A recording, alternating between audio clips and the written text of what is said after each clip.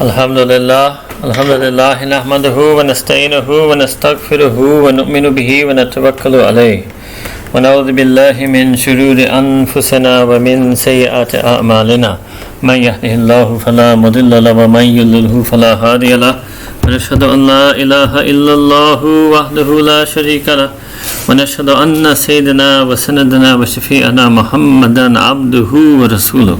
أما بعد فأعوذ بالله من الشيطان الرجيم بسم الله الرحمن الرحيم فاقرؤوا ما تيسر من القرآن صدق الله العظيم اللهم صل وسلم وبارك وارحم على عبدك ورسولك سيدنا محمد النبي الأمي وعلى آله وسلم تسليما. Alhamdulillah, today we will be doing the 9th juz inshallah, but before we do that we are going to I will just leave the slide up for you for a moment. Before we start the 9th juz, inshallah, we are going to start the complete a few verses that were remaining in the 8th juz. And today we're going to, inshallah, do almost all of the 9th juz. At the end of the 9th juz starts Surah Al-Anfāl. And because I just want to keep continuity with the surah, I will start Surah Al-Anfāl tomorrow in the 10th juz. So today we will be looking at Juz 9, but I will come back to that. First, let me finish up the verses in Juz 8. Juz 8 is what we were doing yesterday, and this is the slide I had not put up for you yesterday, which is what are those verses in Juz 8, Walau Annana, that Imam al-Ghazali Rahimahullah selected or identified for what he calls jewels that help us know more about Allah subhanahu wa ta'ala, and pearls help us earn the pleasure of Allah Ta'ala by practically following Sirat al-Mustaqim. And you can pause on all these slides later in your replay. So let's finish now, inshallah Ta'ala, juz number 8.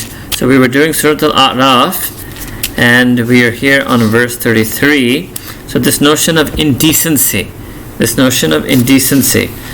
If you remember before this, we were discussing the story of Nabi Adam alayhi salam. The Nabi Adam alayhi salam, and then Allah Ta'ala then addressed Ya Bani Adam. He addressed the children of Adam alayhi salam, the descendants of Adam alayhi salam, that we should also wear garments to cover our nakedness, and the garment of taqwa is that which is best. Okay, so these were the things that we had ended on last time. Now verse 33. Kul innama, kul, proclaim to them, Nabi Kareem sallallahu alayhi wa sallam, innama harrama rabbi Innama harrama rabbi al-fawahisha, that indeed my Rabb has forbidden al-fawahisha. So fawahisha is the plural, indecency, shameless immodesties, crude, lewdful acts of lust, ma dhahara minha wa ma batan, both that which is outward and that which is inward. So ma dhahara means what is outward acts. And remember, Sayyidina Rasulullah sallallahu alaihi wasallam in many hadith explained that zina is not just the act, there's a zina of the eyes as well. And we can think that one can have other manifest acts of harassment and oppression and etc. Wama batan, and that which is inward fawahish, to harbor lustful thoughts for a married woman, or to have lewd and crude thoughts and feelings. Wal ithma, and now Allah Ta'ala is continuing the list. Allah Ta'ala has made haram, fawahisha, ma dhahara minha wa batan, wal ithma, and all sin, all acts of disobedience, sin being described as anything that is disobedience to Allah subhanahu wa ta'ala, or anything that is disobedience to a commandment of, injunction of Sayyidina Rasulullah sallallahu alaihi wasallam. Third, wal baghya bighayr al-haqqi. So this is interesting. Baghya bighayr al-haqqi. So baghya can be, depending either way, you can either translate it as tyranny, or you can translate it as rebellion. So when the ruler transgresses their position, which is they're supposed to be a just and fair ruler, we will call that tyranny. And when the people transgress their position, that they're supposed to be good, law-abiding citizens, we will call that rebellion. And generally, baghya can also simply be called oppression. So what does this mean? Bighayr al-haqqi. So does that mean that it's okay to do baghya when you have a haqq to do so, when you are in a right to do so? So tyranny, rebellion, arrogance, repression, all of these things can be mentioned here. So many ulama have commented on this, and they say that there's a certain type of baghya which you may be able to do on the basis of haqq. But it's a very complicated thing to identify that practically. And many times in recent and past history, people have mistakenly identified whether they were truly on haqq or not. But certainly, for example, if a person is going to rebel against an absolutely unjust, tyrannical, absolute ruler, and they feel that that rebellion will succeed, because there are other sayings that suggest that if you rebel against a tyrannical ruler, then he may just be replaced with someone who is even worse. So it's a very difficult thing to identify, and this is one of the most complicated areas of, if you will, Islamic political philosophy. But what is clear is baghya bighair al-haq is absolutely haram. But by Allah subhanahu wa ta'ala saying bighair al-haq, there's an ishara that there may be some baghya that if you're on haq and you're doing it for the sake of establishing haq, that may actually be halal. Alright? وَأَن تُشْرِكُوا, so going back to the list of things that are haram, وَأَن تُشْرِكُوا بِاللَّهِ, and also that you associate any partners to Allah subhanahu wa ta'ala, مَا لَمْ يُنَزِّلْ بِهِ سُلْطَانًا, regarding which no sultan. Sultan means no warrant, no proof, no authority has been revealed from Allah subhanahu wa ta'ala. وَأَن تَقُولُوا عَلَى اللَّهِ مَا لَا تَعْلَمُونَ, and that you should say regarding Allah Ta'ala, or you should attribute to Allah Ta'ala, or you should describe Allah Ta'ala, or talk about Allah Ta'ala, مَا لَا تَعْلَمُونَ, that which you do not know at all. So these are the list of things that are haram. Interesting, Allah subhanahu wa ta'ala put fawahisha first. Shirk is coming later. Alright? One reason is because of the connection of the story of Adam alayhi salam and the verses addressed to Bani Adam that we did at the end of last time. Another reason may be that fawahish can be something that leads to these things. So if a person wants to do outward or inward crude immodesty, they will commit sin. They might rebel against their spouse, right? And they may go all the way to disbelieving in Allah Ta'ala, or they may do shirki khafi, they may love some false love the way they were supposed to truly love Allah subhanahu wa ta'ala. Then they may even say something regarding Allah Ta'ala that is, okay, Allah Ta'ala will forgive my zina, ma la ta'lamun, and that is based on something that they do not know. Okay. وَلِكُلِّ أُمَّةٍ أَجَلٍ, that every single ummah has a time period. So in the first instance, Allah Ta'ala is addressing the Ahl Kitab that, look, there was an age of Judaism, that was the time period, the ajal of your ummah, and then you should have accepted Christianity. Then Allah Ta'ala is addressing the Christians that there was an age of Christianity, that was the ajal of your ummah, now you should accept Islam. If someone's to ask, what is the ajal of the ummah to Muslimah, it's not forever, because we haven't been here for past forever. Prior to Sayyidina Rasulullah was not the time period, was not the term, was not the ajal of the Muslim Ummah. But yes, from the time of Sayyidina Rasulullah until the end of time, we will have the final time period, but it's still a prescribed term. فَإِذَا جَاءَ أَجَلُهُمْ لَا يَسْتَأْخِرُونَ سَاعَةً, that when their term comes, literally means when it comes, but it means when it expires, they cannot delay it by a single sa'ah. You can translate sa'a as hour, you can also translate sa'a as moment. So what does it mean? That now Sayyidina Rasulullah has come, and you want to know the age of Christianity should remain? No. Now that your term is expired, you cannot delay it at all. وَلَا يَسْتَقْدِمُونَ, and nor could you advance it, nor can you make it come earlier. So this is this notion that throughout human history, Allah Ta'ala has sent Anbiya, Rusul, Allah Ta'ala sent scriptures, and different religious communities had different time periods. Verses 35 to 36, Allah Ta'ala addressing the Bani Adam, Ya Bani Adam, that, O descendants of Nabi Adam alayhi salam, this is the way Allah Ta'ala is describing all of humanity. Imma ya'tiyannakum rusulun minkum, that indeed when and should there come unto you messengers from your own selves, يَقُصُّونَ عَلَيْكُمْ آيَاتِي, and they narrate to you, they recount to you, they narrate to you the verses of my revelation and my signs. Allah Ta'ala saying, فَمِنِ اتَّقَى, therefore whomsoever fears Allah Ta'ala, adopts taqwa, reveres Allah Ta'ala, is conscious of Allah Ta'ala, wa aslaha, and makes amends and rectifies things, فَلَا خَوْفٌ عَلَيْهِمْ وَلَا هُمْ يَحْزَنُونَ, then there will be no fear shall come upon them, nor shall they grieve. So again, it's addressing every member of Bani Adam, that whensoever any of the messengers come to you and they narrate to you my verses, revelation, and my signs, then you must fear Allah Ta'ala and accept them. Wa aslaha, you must correct whatever you are doing, whatever false culture, false lifestyle, false ideology, false civilizational beliefs you may have had at that time. You must do islah of all of that and follow what the messenger has brought. Anybody who does so, no fear on them, nor shall they grieve. وَالَّذِينَ كَذَّبُوا بِآيَاتِنَا, however, those who deny and deem false and declare false, but they falsely do that, but they declare false بِآيَاتِنَا, with the verses of Allah Ta'ala's revelation and Allah Ta'ala saying our signs, وَاسْتَكْبَرُوا, and they become arrogant. They adopt the path of arrogance instead, anha, and they think they're too arrogant and mighty for those ayat. Ulaika ashabun nar, such people will be the inhabitants of the fire, hum fiha khalidun, and they will dwell therein.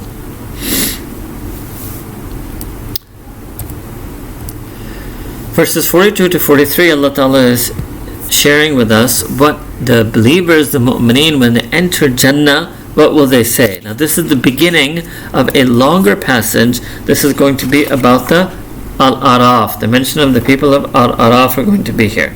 So before this, in 40 to 41, Allah Ta'ala mentions the people who will enter Jahannam. In 42 to 43, Allah Ta'ala is mentioning those who enter Jannah. And in 44 onward, there will be a conversation between the people of Jannah and the people of Jahannam in 44 and 45. And in 46, Allah Ta'ala mentioned the people of the A'raf. And so we'll explain that when it comes. وَالَّذِينَ آمَنُوا وَعَمِلُوا الصَّالِحَاتِ, and indeed those who adopted Iman, professed Iman, were of Iman, and did righteous deeds, virtuous actions and behavior. لَا نُكَلِّفُ نَفْسًا إِلَّا وُسْعَهَا, that Allah Ta'ala says that we task no soul beyond its capacity. أُولَٰئِكَ أَصْحَابُ الْجَنَّةِ, and such will be the inhabitants of Jannah, of paradise and heaven. هُمْ فِيهَا خَالِدُونَ, and they will dwell and abide therein. وَنَزَعْنَا مَا فِي صُدُورِهِمْ مِنْ غِلٍّ, and Allah Ta'ala says, the first thing He says about the people of Jannah in this passage is Allah Ta'ala says, and we will remove, right, وَنَزَعْنَا, and we will remove ma, all that remains, all that exists, fi sudurihim, in their breasts, min ghil. Ghil means malice, rancors, spite, ill will that they still have for someone. So this shows that a person, is very hard to remove ghil in this world. So much so that a person may even take ghil with them on the Day of Judgment and even be amongst those who Allah Ta'ala will send to Jannah, and Allah Ta'ala will have to remove that ghil. So sometimes you have hard feelings so much for someone that you cannot remove it. There's no one around you who can remove it. Even no matter how much you try to work on yourself, advise yourself, guide yourself on teachings of Deen, you can't remove it. Only Allah subhanahu wa ta'ala can remove it. So second aspect of the people of Ashab al-Jannah, tajri min tahtihim al-anhar, we've translated this many times. وَقَالُوا الْحَمْدُ لِلَّهِ الَّذِي هَدَانَا, and they will proclaim that all praise is to Allah Ta'ala. He is that being who guided us. لِهَذَا, to this, to the path that leads to this, that He guided us to the way of life that brings us into Jannah. So they don't view themselves as praiseworthy. They don't think that they have earned Jannah. Alhamdulillah, the main lesson of life continues all throughout eternity inside Jannah. Then all praise is for Allah subhanahu wa ta'ala. Praise itself is only for Allah subhanahu wa ta'ala.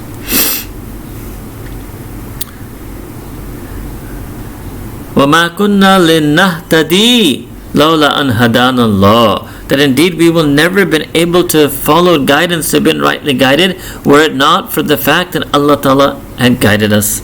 لَقَدْ جَاءَتْ رُسُلُ رَبِّنَا, and indeed,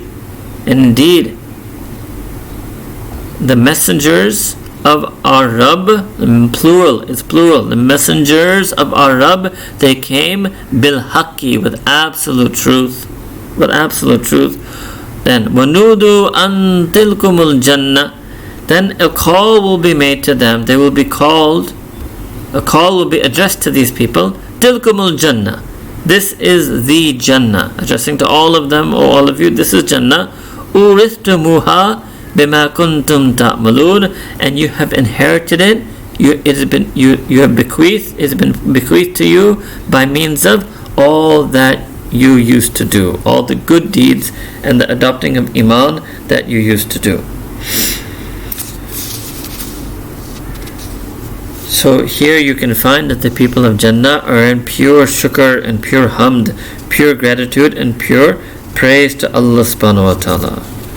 When Allah ta'ala uses this word waratha, Allah subhanahu wa ta'ala is showing a sense of ownership of Jannah, so that we will dwell in Jannah, we will own Jannah, in the sense that just like we used to own our houses or our lands, people who have Allah ta'ala is blessed with such ownership, they will be such permanent residents of Jannah, because Jannah is in the waratha. Alright, obviously Allah ta'ala ultimately owns everything, whether in this world or Jannah.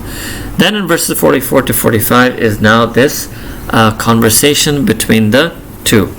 وَنَادَ أَصْحَابُ الْجَنَّةِ أَصْحَابَ النَّارِ. So the inhabitants of Jannah will call out to the inhabitants of hell, أَنْ قَدْ وَجَدْنَا مَا وَعَدَنَا رَبُّنَا حَقًّا. They will say that indeed we have found what our Rabb promised us, haqqa, to be absolutely true. فَهَلْ وَجَدْتُمْ مَا وَعَدَ رَبُّكُمْ حَقًّا. And have you found what your Rabb promised you to be true?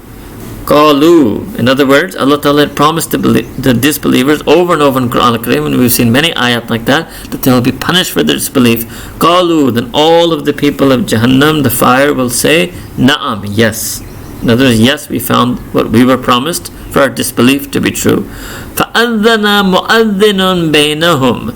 Then a caller will call out, a proclaimer will call out between them, from amongst them, in their midst, an la'natullahi al-zalimin.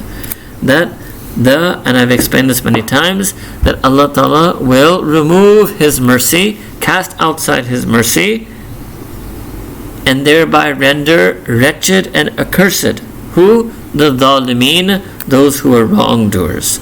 So this is a call to make it clear that even though the people of Jannah are talking to the people of Jahannam, the people of Jannah were going to stay there forever. They're outside the mercy of Allah subhanahu wa ta'ala. الَّذِينَ يَصُدُّونَ عَنْ سَبِيلِ اللَّهِ. Who are these zalimeen? They're the ones who used to turn from the path of Allah subhanahu wa ta'ala. وَيَبْغُونَهَا إِوَجًا. And they tried to make it crooked. وَهُمْ بِالْآخِرَةِ كَافِرُونَ. And they were the ones who denied in the existence of the hereafter. And this is basically the attribute you can think of atheists. Many of the atheists of today are being described exactly by this verse, right? They try to turn themselves and they try to hinder others from the path of Allah subhanahu wa ta'ala. Second, they seek to try to portray that path, sabil, as if there is iwaj, as if there's crookedness, distortion in it, and they disbelieve in the hereafter. In verses 46 to 47, now we have the wajh tasmiyah, or the reason why this surah has been named Al-Araf. وَبَيْنَهُمَا hijabun. So between the two, the Ashab al-Jannah and the Ashab al-Nar, the inhabitants of Jannah and the inhabitants of the fire, is a hijab.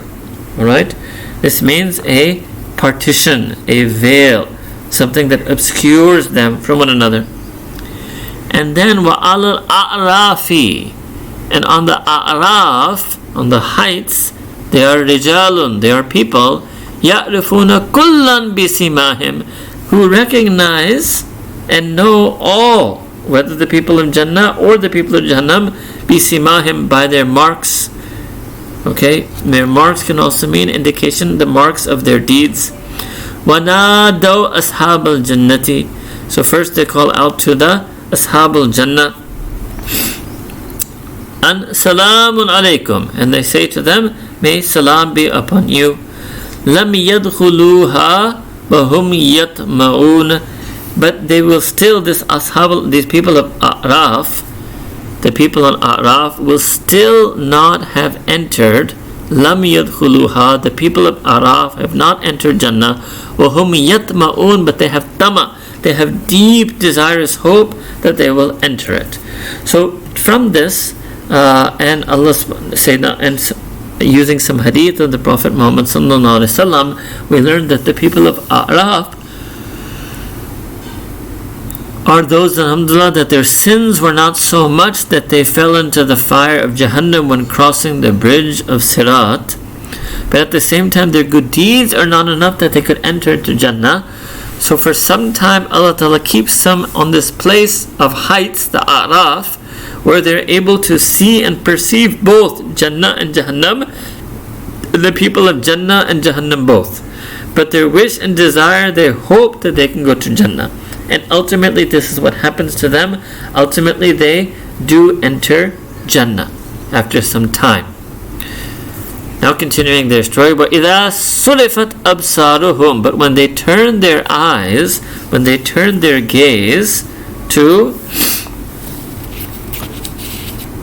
تِلْقَاءَ أَصْحَابِ النَّارِ, okay, so when they turn their gaze and their eyes towards the inhabitants of the fire of Jahannam, then they say, what do they say? قَالُوا رَبَّنَا لَا تَجْعَلْنَا مَعَ الْقَوْمِ الظَّالِمِينَ. They don't talk to them, but they say that, oh our Rabb, please do not place us along with the people who were wrongdoers.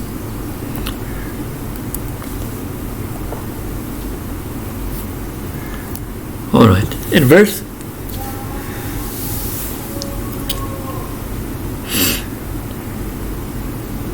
here I skipped this, but in verses 48 to 49, then what happens is the people of the Araf will also call out to the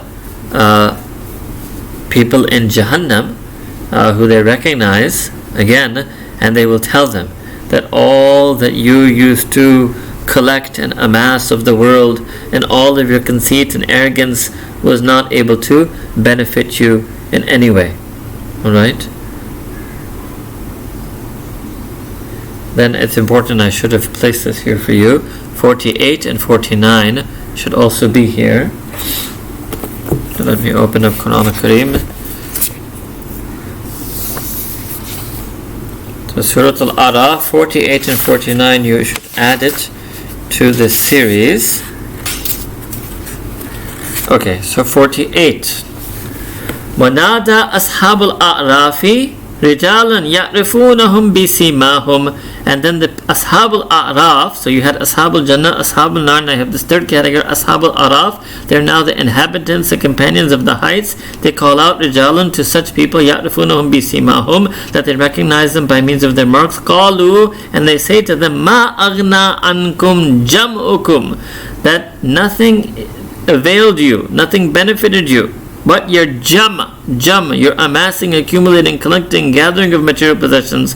وَمَا كُنْتُمْ تَسْتَكْبِرُونَ, and all of those things, وَمَا, and all those things, كُنْتُمْ تَسْتَكْبِرُونَ, that you were arrogant about, conceited about, you took pride in. None of that helped you in any way. أَهَؤُلَاءِ الَّذِينَ أَقْسَمْتُمْ لَا يَنَالُهُمُ اللَّهُ بِرَحْمَةٍ. Are these the ones who you swore? Are these the ones who you swore that Allah Ta'ala would not grant them mercy?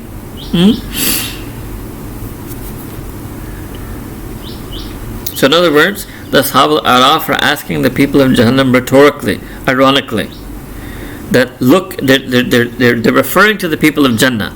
So the Ashab al-Araf are asking the people of Jahannam rhetorically that are these the ones, referring to the people in Jannah, that used to say that Allah Ta'ala will not extend any mercy to them, maybe because they seemed low to you in the worldly life, or they were less than you in accumulation, or they were less grand in status, but obviously they are in Jannah.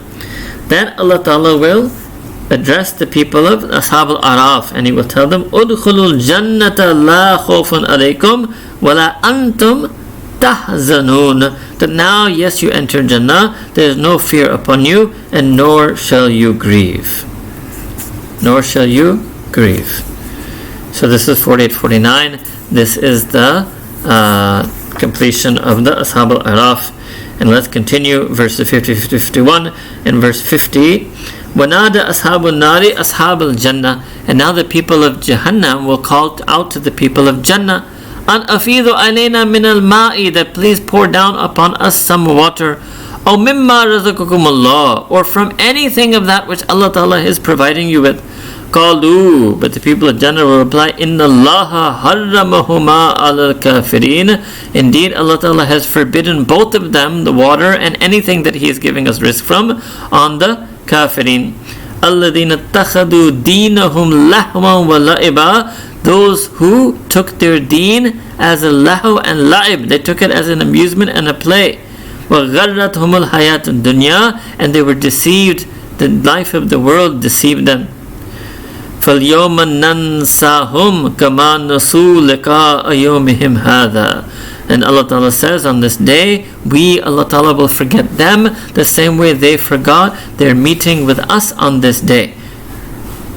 وَمَا كَانُوا بِآيَاتِنَا يَجْهَدُونَ. And we will forget them because of how they used to reject our verses. وَلَقَدْ جِئْنَاهُمْ بِكِتَابٍ فَصَّلْنَاهُ عَلَى عِلْمٍ هُدًى وَرَحْمَةً لِقَوْمٍ يُؤْمِنُونَ.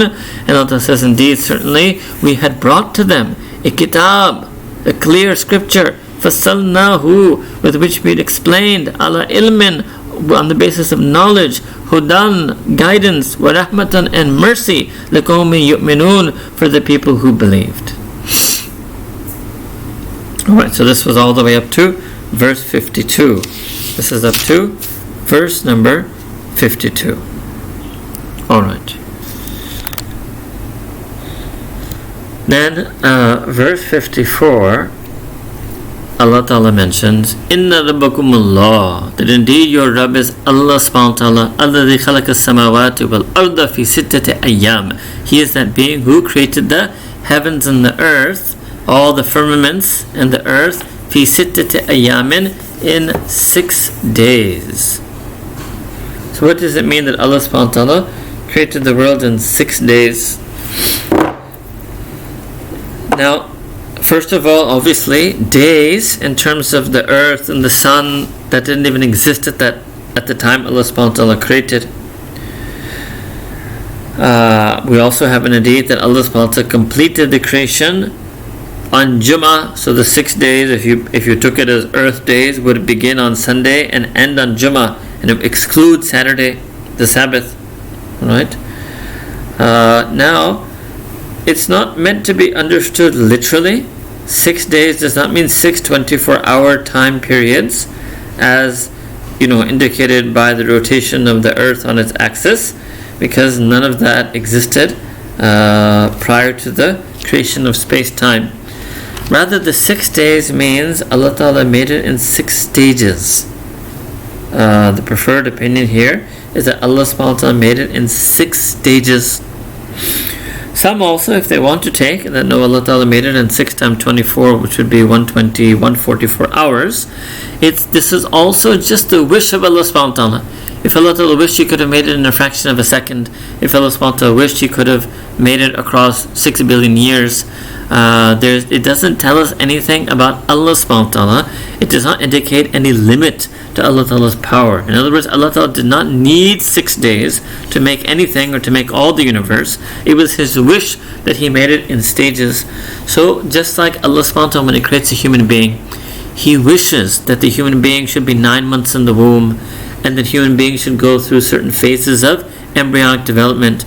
Then the human being, when is born, should go through phases of baby and infancy and toddler and child and then teenager, until they become baligh, until they become a full physical, at least formed skeleton and adult. But Allah He did not need to have humanity created through that process. Indeed, when He created Sayyidina Adam alayhi salam, the first human being, there was no such process. So just imagine that it was the will and wish and part of the wonder of Allah Ta'ala's creation. Some of the wonder of His creation is the gradual way things develop. So when Allah Ta'ala created the entire universe, one of the wonders of it is the way Allah Ta'ala unfolded that creation across 6 stages. That makes this act of creation even more magnificent. Just like when we see the human being who goes through fetal stages of development and the stages of childhood, that makes humanity all the more wondrous and amazing, as opposed to if every human being was just created boom, or born as an adult. Alright? Okay. Next thing here, ثُمَّ اسْتَوَى عَلَى الْعَرْشِ. So then, I believe I did explain this once earlier in this series, I'll repeat it here. Then the arsh, Right? So the Sidratul Muntaha, Kursi, then Arsh. This is the end of all the physical created realms. And all of this transcends the Ard. This is all transcending the physical Ard, which is planet Earth, the physical Samawat, which is all the rest of the physical created space-time universe. Transcending that physical space-time universe is the angelic realms and other realms that Allah has created, such as Jannah, etc. And then transcending that is the end of that is Sidratul Muntaha and Kursi and Arsh. And beyond the Arsh there is no creation. Beyond the Arsh is just a representation of the transcendence of Allah subhanahu wa ta'ala. Now, Thumma stawa al Arsh means Allah ta'ala turned His attention, He turned His vantage point upon the Arsh, means He turned it towards His creation.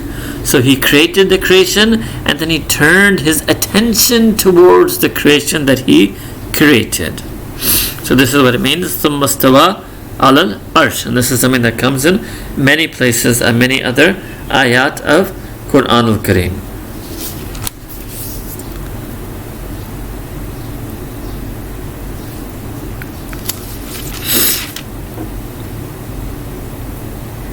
Okay, then after that is Yukshil Layl al-Nahara. Then Allah subhanahu wa ta'ala causes the night to cloak and cover, Ghishawa, to cloak and cover, obscure, veil the day. Yatlubuhu hatithan, and it pursues it swiftly. It pursues it swiftly. So night follows day, day follows night. These things repeat and they repeat. Okay? So what Allah subhanahu wa ta'ala is talking about here is that imagine the day, how quickly it goes from Maghrib to Isha. So the night obscures the day, yatlubuhu hathithan. So yatlubuhu, it follows it, it overtakes it, hathithan, quickly. So very quickly, all the blackness of the night enshrouds and envelops the day.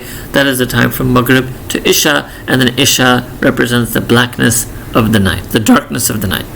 وَالشَّمْسَ وَالْقَمَرَ وَالنُّجُومَ مُسَخَّرَاتٍ بِأَمْرِهِ. And the sun and the moon and the stars, all of them are subjugated to the divine command. All of them are subjugated to the divine command, بِأَمْرِهِ, to His command. Allah lahul khalqu wal amru. And indeed, be well informed. Allah is called harf at-tanbih. Indeed, be fully aware, hear well and loud. Lahu, that to Allah Ta'ala alone belongs al-khalqu, all creation, creation itself, the active creation itself, all creation, makhluk itself, wal amru, and all command. Tabarakallahu Rabbul Alameen, and full of barakah.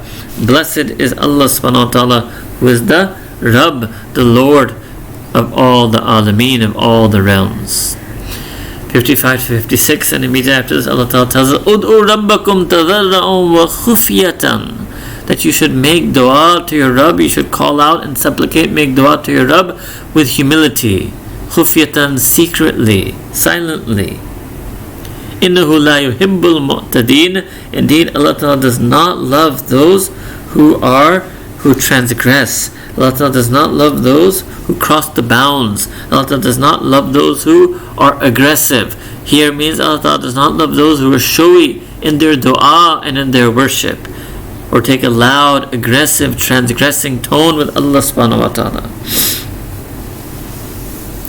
So the ikhlas in our dua lies in us doing it tadarru'an, in all humility, in all humility. The second thing that Allah Ta'ala mentions here, وَلَا تُفْسِدُوا فِي الْأَرْضِ بَعْدَ إِصْلَاحِهَا, and do not sow corruption, do not work corruption, do not cause trouble and corruption on earth after islahiha, after order has been established. وَادْعُوهُ خَوْفًا وَطَمَعًا, and then again make dua to Allah subhanahu wa ta'ala, khawfan, in fear, wa tama'an, and in hope, in fear of Allah Ta'ala's punishment, but in hope of His mercy and forgiveness, in fear of Allah Ta'ala, wa tama'an, and longing and yearning. And Allah Ta'ala says that when you do that, you will feel what? Inna rahmatallahi qareebun min al-muhsinin. Indeed, the mercy of Allah Ta'ala is ever near, is nearest to those who do ihsan, those who do good and virtue and beauty and excellence.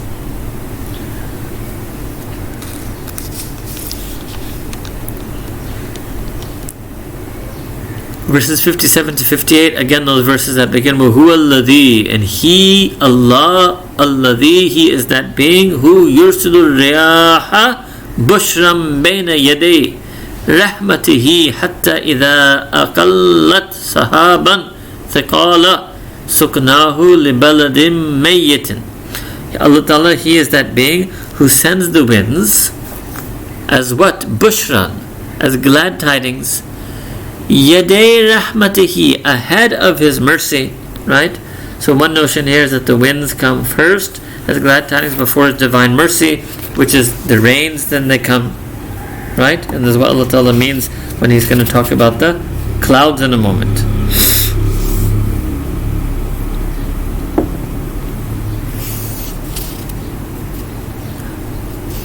إِذَا أَقَلَّتْ سَحَابًا ثِقَالًا, and those winds they bear, akallat, they bear sahaban, clouds, thiqalan, heavy laden clouds, heavily laden clouds, means full of moisture and rain to pour down.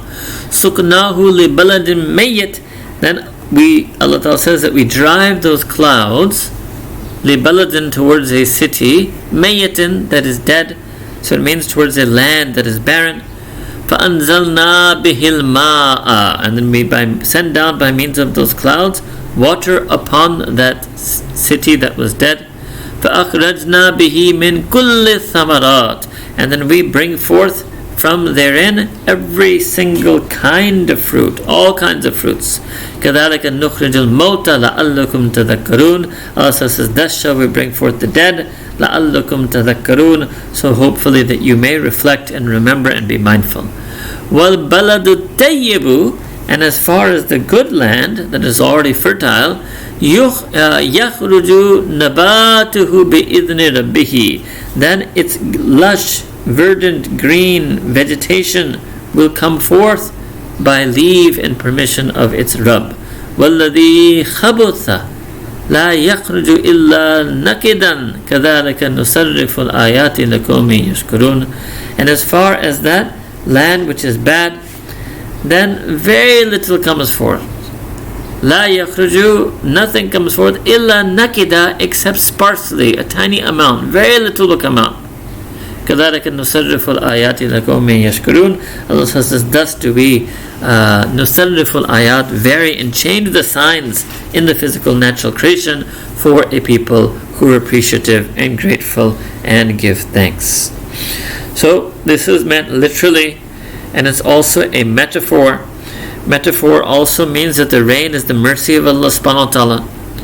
The winds that come are all the previous Anbiya and Mursaleen, and the heavily laden cloud that comes is Sayyidina Rasulullah sallallahu alaihi wasallam, and the water is the mercy of Allah subhanahu wa ta'ala. And when that mercy of Allah ta'ala in the form of His recited revelation, Quran al-Kareem, and in the form of the Sunnah and Seerah of Nabi Kareem sallallahu alaihi wasallam falls upon a good land, in other words a believing heart, then it will produce good deeds. And when it falls upon bad land, a disbeliever's heart, it will produce almost nothing. Very sparse results will come from the disbelievers. 59. Allah Ta'ala, now from here, Allah subhanahu wa ta'ala is going to be talking about different prophets. So 59 verses 59 to 64 is a narrative of Nuh alayhi salam. So we're just going to summarize that by showing you the verses that are the same.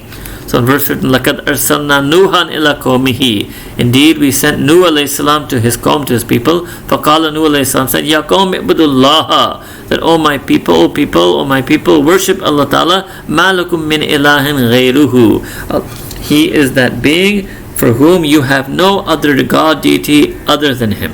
إِنِّي أَخَافُ عَلَيْكُمْ عَذَابَ يَوْمٍ عَظِيمٍ, indeed I fear for you a punishment on that tremendous day. Okay, and then as you know, the people of Nuh alayhi salam did not believe in him. And this is the rest of the story from 59 to 64.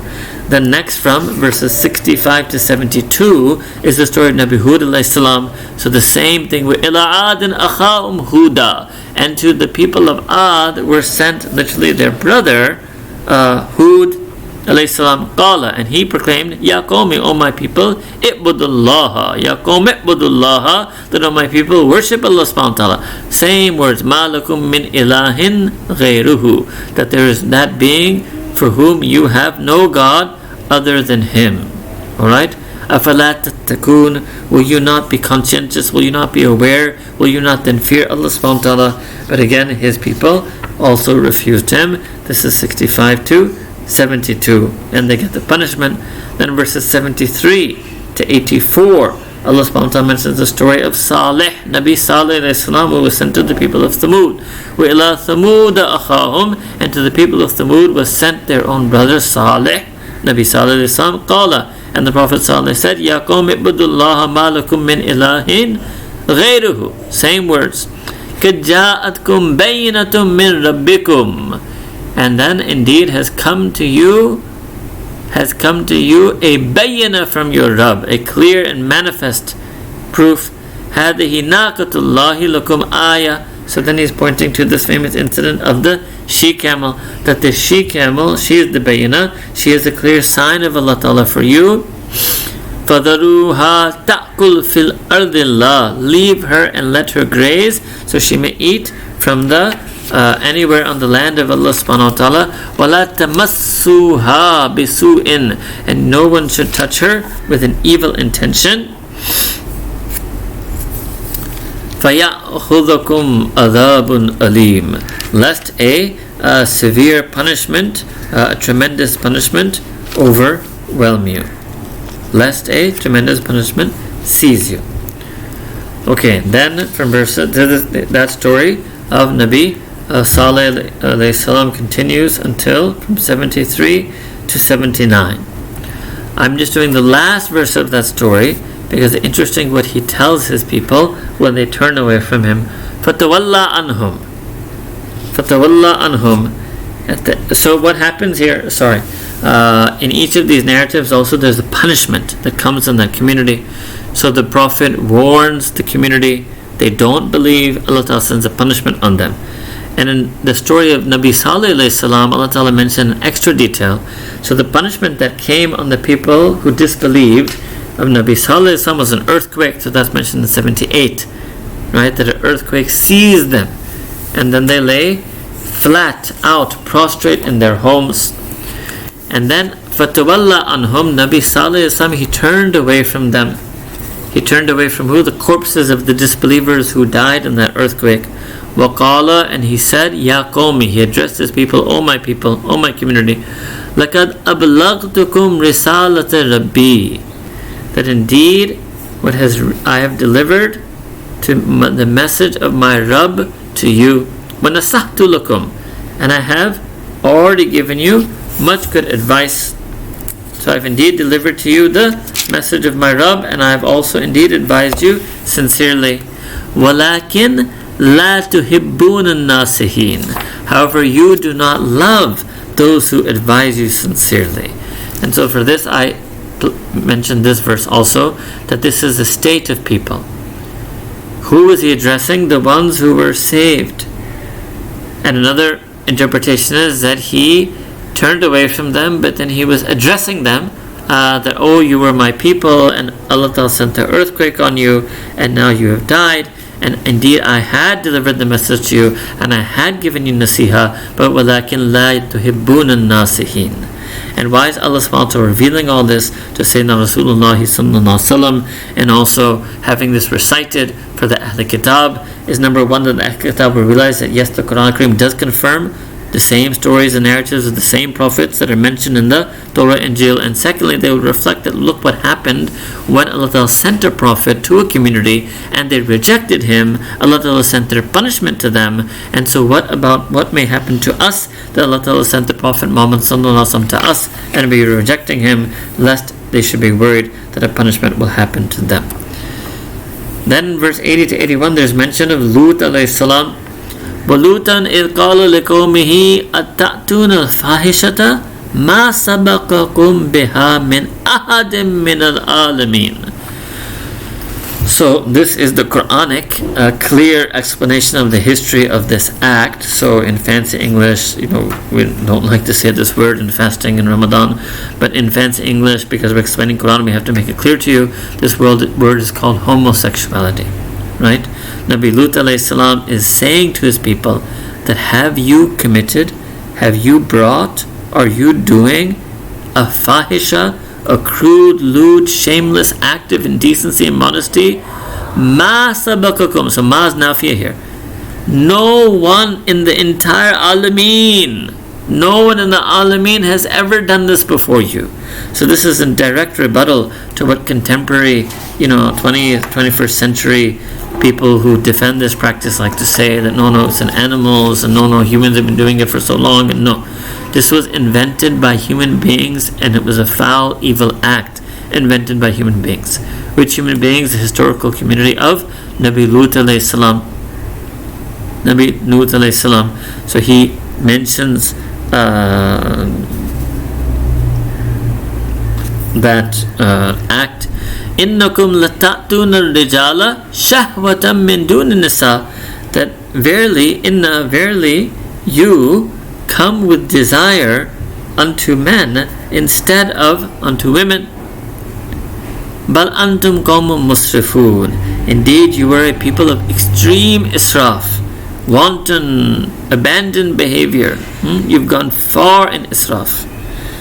So I mention this only because we should know the history of this act that in this day and age so many people are suggesting to be normal. Understand, in our deen, we have no hatred for the sinner, but there is a severe abomination of this sin. And we make dua that Allah Ta'ala grant hidayah to all humanity who has been fooled by popular media and culture to accept and even act on this sin. And we make dua to Allah Ta'ala for hifada, for all of the Ummah, that may Allah protect the Ummah from all of this false spread of this sin. Verse 85, continuing with the stories, the last one is Nabi Shuayb alayhi salam, same thing. Wa ila Madyan, so to this place of Madyan came akhahum, their brother Shuayban. Nabi Shuayb alayhi salam qala ya qawm ibudullaha ma lakum min ilahin ghayruhu. Same words. Then look at the next words. Qad ja'atkum bayyinatun min rabbikum. Same words there. Fa awful ka'la wal mizan. Therefore fulfill and give the full measure to all the measurements and all the weights. وَلَا تَبْخَسُوا النَّاسَ أَشْيَاءَهُمْ. And you should not withhold from people أَشْيَاءَهُمْ, their things. You should not withhold from them what is theirs.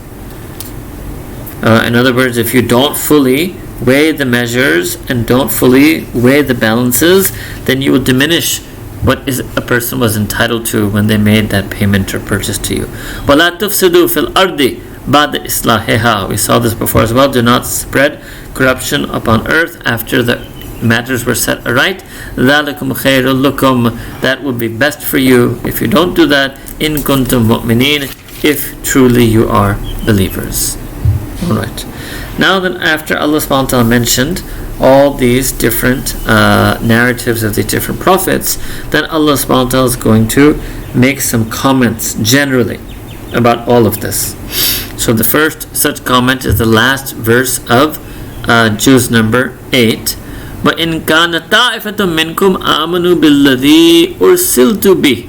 And if there is a group of you who believe in what I've been sent with, وَطَائِفَةٌ لَمْ يُؤْمِنُوا, and then there's a group that does not believe, فَاصْبِرُوا, be patient, حَتَّى يَحْكُمَ اللَّهُ بَيْنَنَا, until Allah Ta'ala will render His decisive judgment between us. وَهُوَ خَيْرُ الْحَاكِمِينَ, and indeed He, Allah subhanahu wa ta'ala, is the best of judges. Alright, now we move to inshallah Juz 9. In Juz 9 today we are going to be looking at Surah Al-Araf, verses 88 to the end. We're not going to be starting Surah Al-Anfāl today. We will do that as part of Juz 10. We will do that tomorrow before we start Juz 10, inshallah. Here are the jewels of Quran, the verses of Quran Kareem identified by Imam al-Ghazali as jewels in Juz 9, and then those verses identified by Imam al-Ghazali as pearls from Juz 9. And you can see there are only two verses identified by Imam al-Ghazali as from the Jawahir, from the jewels. No verse in Surah Al-Anfāl. And again, this may be, as I explained before in the series, that Imam Ghazali may not be repeatedly selecting verses that came earlier. Fair. Now, verse number 93, finally the end of this narrative. So Nabi Shuayb alayhi salam, he addresses his community. فَتَوَلَّى عَنْهُمْ. And this is the same thing that the earthquake seized the disbelievers of Nabi Shuayb alayhi salam, who had disbelieved in him. فَتَوَلَّى عَنْهُمْ. And he turns away from them. Now there's a special extra sentence here which I wanted to talk about, which is why I wanted to make it a point to select this verse. So he turns away from them, and his address to the people is the same that Nabi Salih alayhi salam said, except for these extra words. Ya qawmi laqad ablaghtukum risalati rabbi wa nasahtu lakum. Same thing, that I delivered completely the messages of my Rabb, and I advise you sincerely. Now the extra words, فَكَيْفَ أَسَىٰ عَلَىٰ قَوْمٍ كَافِرِينَ. So how is it then that I can grieve or feel sorrow for قَوْمٍ كَافِرِينَ, a people who were disbelievers? So this is something Allah subhanahu wa ta'ala may also be sharing with Sayyidina Rasulullah sallallahu alaihi wasallam, that for those who disbelieve after and despite the fact that a prophet from Allah Ta'ala delivered the messages of Allah Ta'ala to them, and he did dawah on them and nasiha on them, and he advised them sincerely, if they still disbelieve and then Allah Ta'ala punishes them due to this disbelief, then they are not worthy of us feeling sad about them. Now I want to understand this as the teaching about Jahannam, that understand that who will Allah Ta'ala put in Jahannam? Those disbelievers to whom the message was sent and delivered, whether by the Prophet or by some successor of the Prophet or some member of the Ummah of that Prophet, but the message reached them entirely. And nasiha, good sincere counsel, was also offered to them, but they still chose to disbelieve. فَكَيْفَ أَسَىٰ عَلَىٰ قَوْمٍ كَافِرِينَ. Then after all of that, how is it that one can grieve and feel sadness over at the punishment Allah Ta'ala sends on the people who have chosen persistently to disbelieve? Okay, verses 94 to 96 now. I've given this as how the conclusion to the narratives of the Blessed Prophets Nuh alayhi salam, Hud alayhi salam, Salih alayhi salam, Lut alayhi salam, Shuayb alayhi salam, that were covered earlier. وَمَا أَرْسَلْنَا فِي قَرْيَةٍ مِّن نَبِيٍّ إِلَّا أَخَذْنَا أَهْلَهَا بِالْبَأْسَاءِ وَالضَّرَّاءِ. Allah Ta'ala says that we do not send down to any community, any settlement, any qarya, any town, any village, min nabiyin, from any prophet, be they a Rasul or a Nabi, illa akhadna ahlaha, except that we seized the ahl of that town. The ahl qarya means the inhabitants, the folk of that town, with what? With ba'sa'i and dharra'i, with some type of misfortune and some type of hardship. Some type of misfortune and some type of hardship.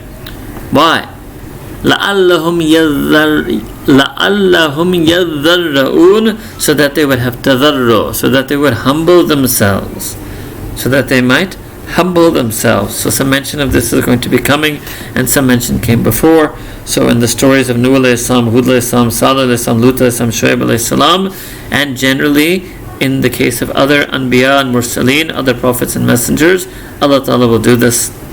Sometimes it's a test, sometimes it's a trial, sometimes Allah Ta'ala multiplies it, sometimes Allah Ta'ala then seizes them and punishes them. But this is the notion that the people to whom Allah Ta'ala sends a prophet, that people will also be tested with ba'sa'i and dharra'i. The companions of the prophet will be tested. Okay, but then Allah subhanahu wa ta'ala says, ثُمَّ بَدَلْنَا مَكَانَ السَّيِّئَةِ الْحَسَنَةِ. And Allah says, but then we will replace evil circumstances with good circumstances. Hatta afaw, until they become relieved. Right? So that the difficulties are pardoned upon them. So that means until they become relieved.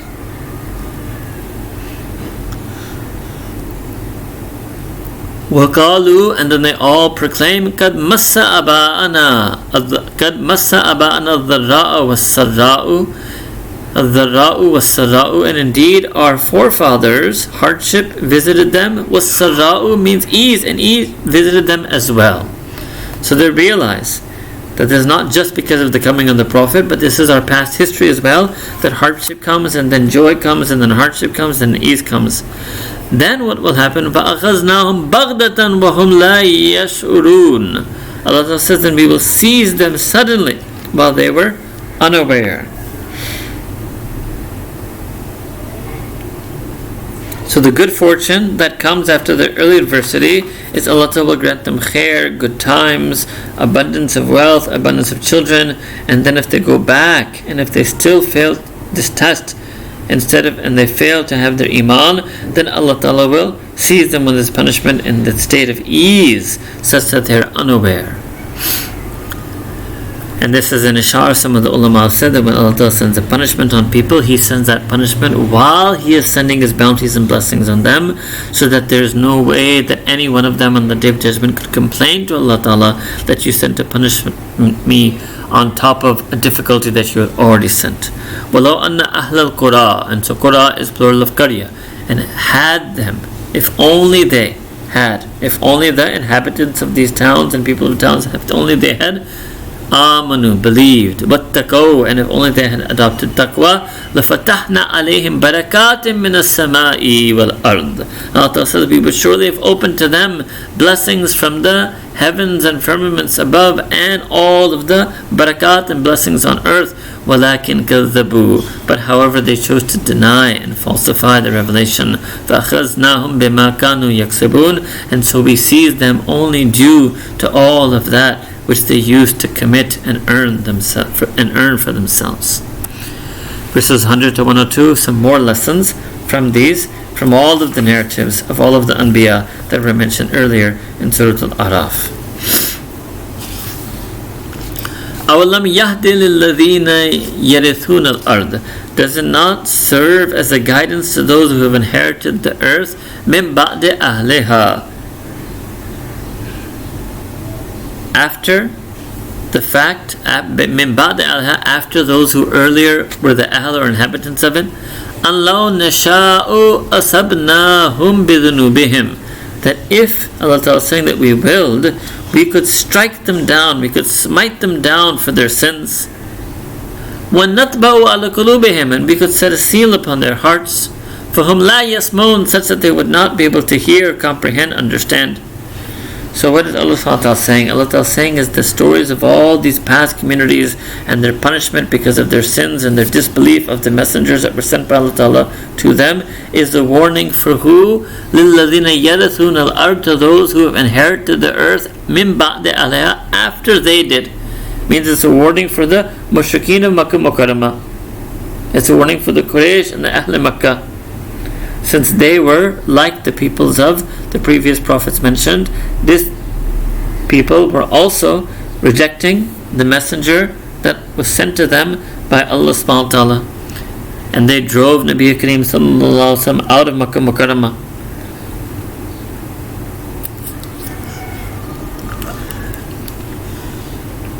Verse 101,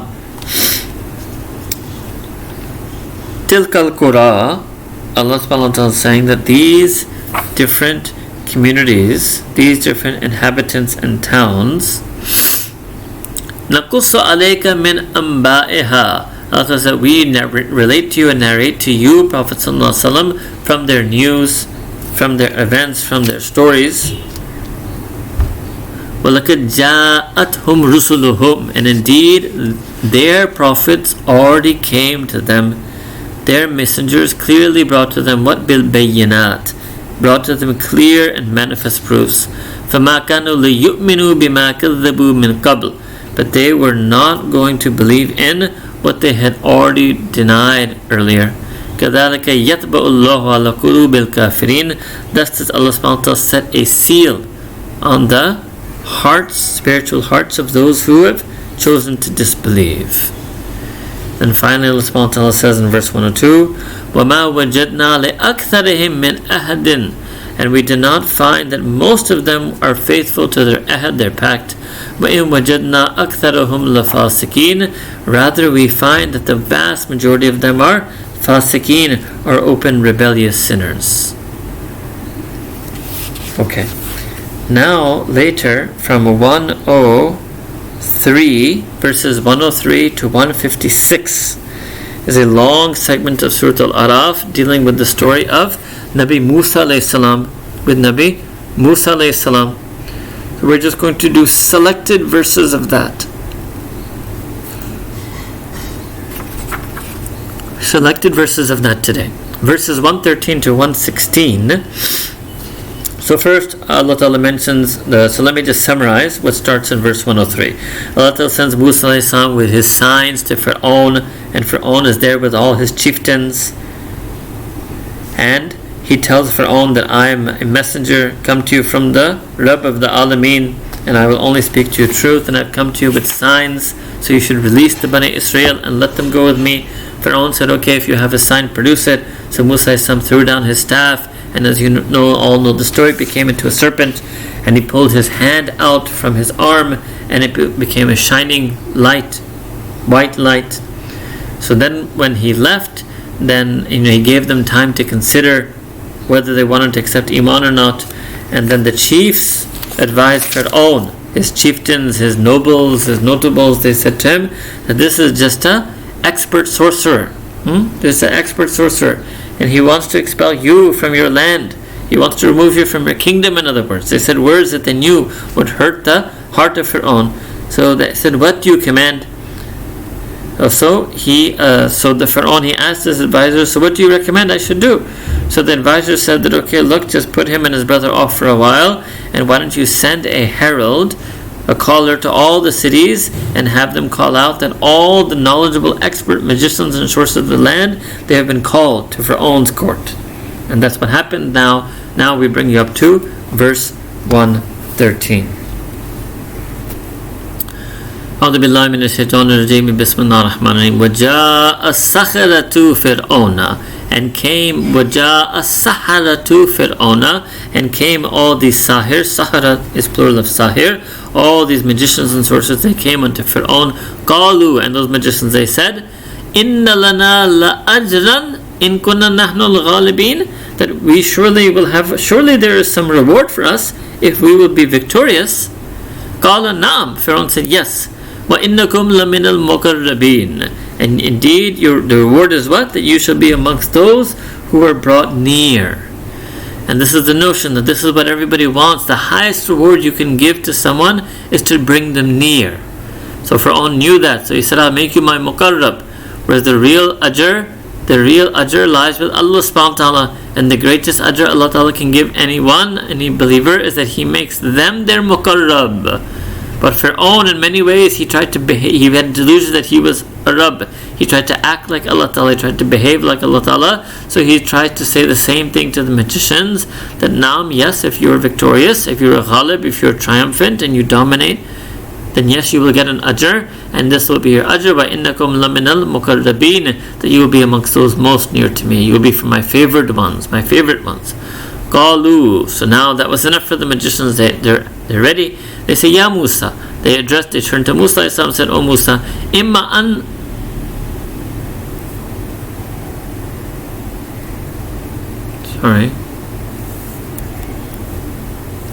Qalu, Ya Musa, imma an tulqiya, that should we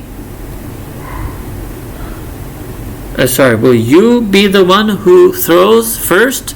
Wa imma an nakuna nahnu al-mulqin, or will it be that we will be the ones who cast first? So liqa can mean casting a spell, casting magic.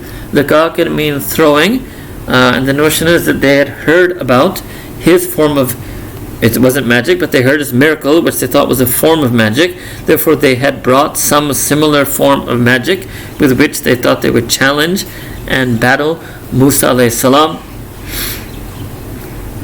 And that, they would also have staves and ropes, and they would do something like that. Okay? Alright. Some of the ulama, such as Imam Fakhruddin al-Razi, they mention something here that they showed adab. Allahu Alam, but this is, a sweet way that Imam al-Razi took this verse, that the magicians showed adab to Musa Islam by asking him that, would you like to cast or throw first, or would you like us to cast and throw first? And Imam Fakhruddin Razi suggests that it's perhaps their adab towards Musa alayhi salam, due to which Allah Ta'ala is going to guide them to accept Iman.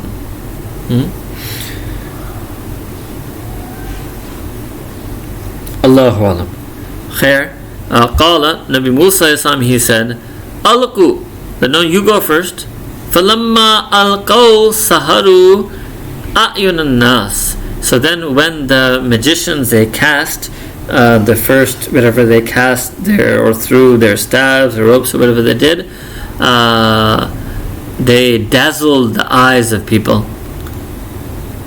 وَاسْتَرْهَبُوهُمْ وَجَاءُوا بِسِحْرٍ عَظِيمٍ. So they dazzled and beguiled the eyes of the people, and they struck them with awe, and they brought forth a tremendous sorcery. Now this is Allah Ta'ala, Allah Azim in Quran Azim saying they did sihr Azim. Maybe they also had some real sihr, as we did before, that was taught first by evil Jannat and Allah Ta'ala sent angels Harut and Marut to teach. Maybe there was something there, right? It's not just tricks, there was some serious magic. Bi Sihrin Azim. But now learn the lesson. What is Sihrin Azim? In the face of the might and power and will and wish of Allah subhanahu wa ta'ala. So that's the next thing, verses 177 to 122. What happens between Musa alayhi salam and the magicians? وَأَوْحَيْنَا إِلَى مُوسَىٰ أَنْ أَلْقِ عَصَاكَ. So Allah says, and we sent revelation, we revealed unto Musa alayhi salam that cast your staff. فَذَا هِيَ تَلْتَفُ مَا يَأْفِكُونَ. So cast your staff, and behold, it devoured all of those deceptions. It snatched away all the conjuring and the sihr and the magic that those people had. فَوَقَعَ الْحَقُّ. Thus the truth was manifested. وَبَطَلَ مَا كَانُوا يَعْمَلُونَ. And what they did, whatever sihr azim they did, that was shown to be batil, was proved to be absolutely false and in vain. فَغُلِبُوا هُنَالِكَ. And they were thus, hunalika means then and there, right then and there at that moment. فَغُلِبُوا, they were defeated, they were vanquished. وَانْقَلَبُوا صَاغِرِينَ. And they turned back, reduced. صَاغِرِينَ, they came very proud and arrogant, they turned back reduced. وَأُلْقِيَ السَّحَرَةُ سَاجِدِينَ. And then all of them, all of those sorcerers, they themselves were cast down, sajideen, in sajda. They made prostration. Qalu, and what did they say in that state? Amanna bi Rabbil Alameen. That we believe in the Rabb of the Alameen. They didn't say Rabbi Musa, they said the Rabb of the Alameen. Allahu Akbar Kabira, because they understood. Maybe some have suggested that maybe because they were sorcerers, they knew some things about reality as well. They knew some things about deen, about Allah subhanahu wa ta'ala. Allahu Alam. But first they said, Bi Rabbil Alameen. Then they said, Rabbi Musa wa Harun. So when they say, this is like their kalima. So when they said, Amanna bi Rabbil Alameen, that's their belief in Allah subhanahu wa ta'ala. And then when they said, Rabbi Musa wa Harun, they described Allah ta'ala as the Rabb of Musa and Harun. That's their belief in Nubuwa. That's their expressing their belief in the Nubuwa of Musa alayhi salam. So they accept Iman. Allahu Akbar. Now Fir'aun, now dialogue, verses 123 to 126. Dialogue between Fir'aun and the magicians. And as you can imagine, Fir'aun is not happy. Qala Fir'aun. Fir'aun said to them, Amantum bihi? You are accepting Iman in him? Qabla an adana, before I give you permission to do so? Qabla an adana lakum, before I gave you permission to do so? Inna hadha la makrun makartumuhu fil madinati. So litukhriju minha ahlaha fasawfa ta'lamun. So this is a makr. He said this is some plot. This is prearranged. This is how Pharaoh is blind to the truth. The sorcerers and magicians, their eyes open to the truth, their hearts open to the truth, they accepted Iman. Fir'aun is blind to the truth. So he said, no, it's not that Musa Islam defeated you. It's not that Haqq became manifest and Batil was vanquished. No, he says this is some plan. It's just in the hadal makr, it's a plan, it's a plot that you contrived and you schemed. Fil Madinati, in the city. That you said, what he's saying is that you conspired Musa Islam and told him, we'll ask you if you want to go first. You say, no, you go first. We will do this, and then you will do that. And when it looked like you won, na'udhu billah. This is immediately Fir'aun. And this is, by the way, when people are of a Fir'aun nature. What does that mean?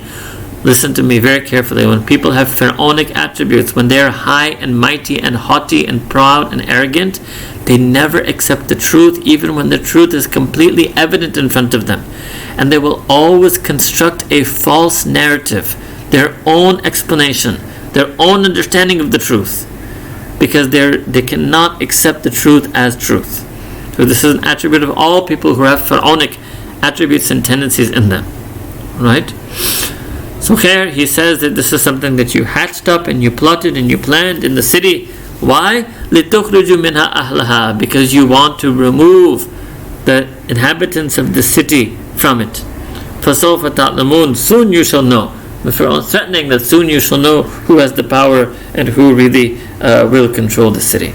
And then he tells the magicians, Allahu Akbar, he's going to put ajib punishment on them. لَأُقَطِّعَنَّ أَيْدِيَكُمْ وَأَرْجُلُكُمْ مِنْ خِلَافٍ, that I will cut off your arms and cut off your legs from opposite sides. So I'll amputate you. It means I will cut off your right arm and your left leg. Allahu Akbar. So then a person can't function. You render them, you torture them, and you cripple them, and you render them an amputee from opposite sides. It's an ajib punishment. Ajib punishment that he says. And then he says after that, ثُمَّ لَأُسَلِّبَنَّكُمْ أَجْمَعِينَ, and then I will crucify all of you. I will nail you, crucify you all. A very vicious and intense physical punishment. So look how they respond. Allahu Akbar Kabira. Look at them, they only have Iman for 1 minute. It's not like me and you, we were born in Iman. Look at how these magicians respond in the face of evil.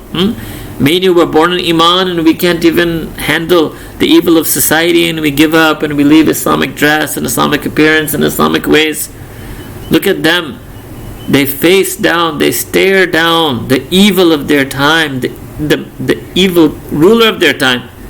Qalu. So what do they reply after this huge threat? Inna ila rabbina munqalibun. Indeed, it's to our Rabb that we turn. No problem. We turn to Allah subhanahu wa ta'ala. وَمَا تَنْكِمُ مِنَّا إِلَّا أَنْ آمَنَّ بِآيَاتِ رَبِّنَا. And you can take vengeance upon us. You can do this punishment to us. Only why? You only do it because آمَنَّ بِآيَاتِ رَبِّنَا, because we believe in the signs of our Rabb. لَمَّا جَاءَتْنَا, when they came to us, when they clearly came to us, when Musa Islam clearly manifested them. رَبَّنَا أَفْرِقْ عَلَيْنَا صَبْرًا وَتَوَفَّنَا مُسْلِمِينَ. They make dua to Allah Ta'ala that Rabbana أَفْرِقْ عَلَيْنَا صَبْرًا, that Allah Ta'ala shower us with patience. Pour patience on us, because it's going to be really hard when He cuts our arms off and leg off, and when He crucifies us. So Allah Ta'ala drown us, shower us with sabr. وَتَوَفَّنَا مُسْلِمِينَ, but just make sure that when we die as Muslimin, that we submitted and surrendered entirely to you. Allahu Akbar Kabira. This is Iman. This is Iman.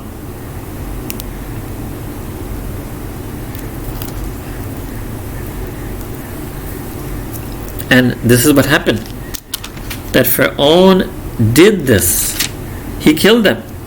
He tortured them, he amputated them, and he crucified them. But after that, he let Musa alayhi salam go free. He let Musa alayhi salam go free.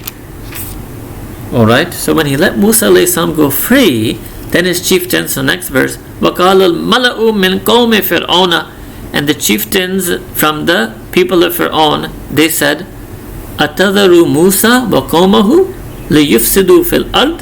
Have you let Musa alayhi salam be free, and have you let him and him, will you leave him and his people that they will spread corruption in the land?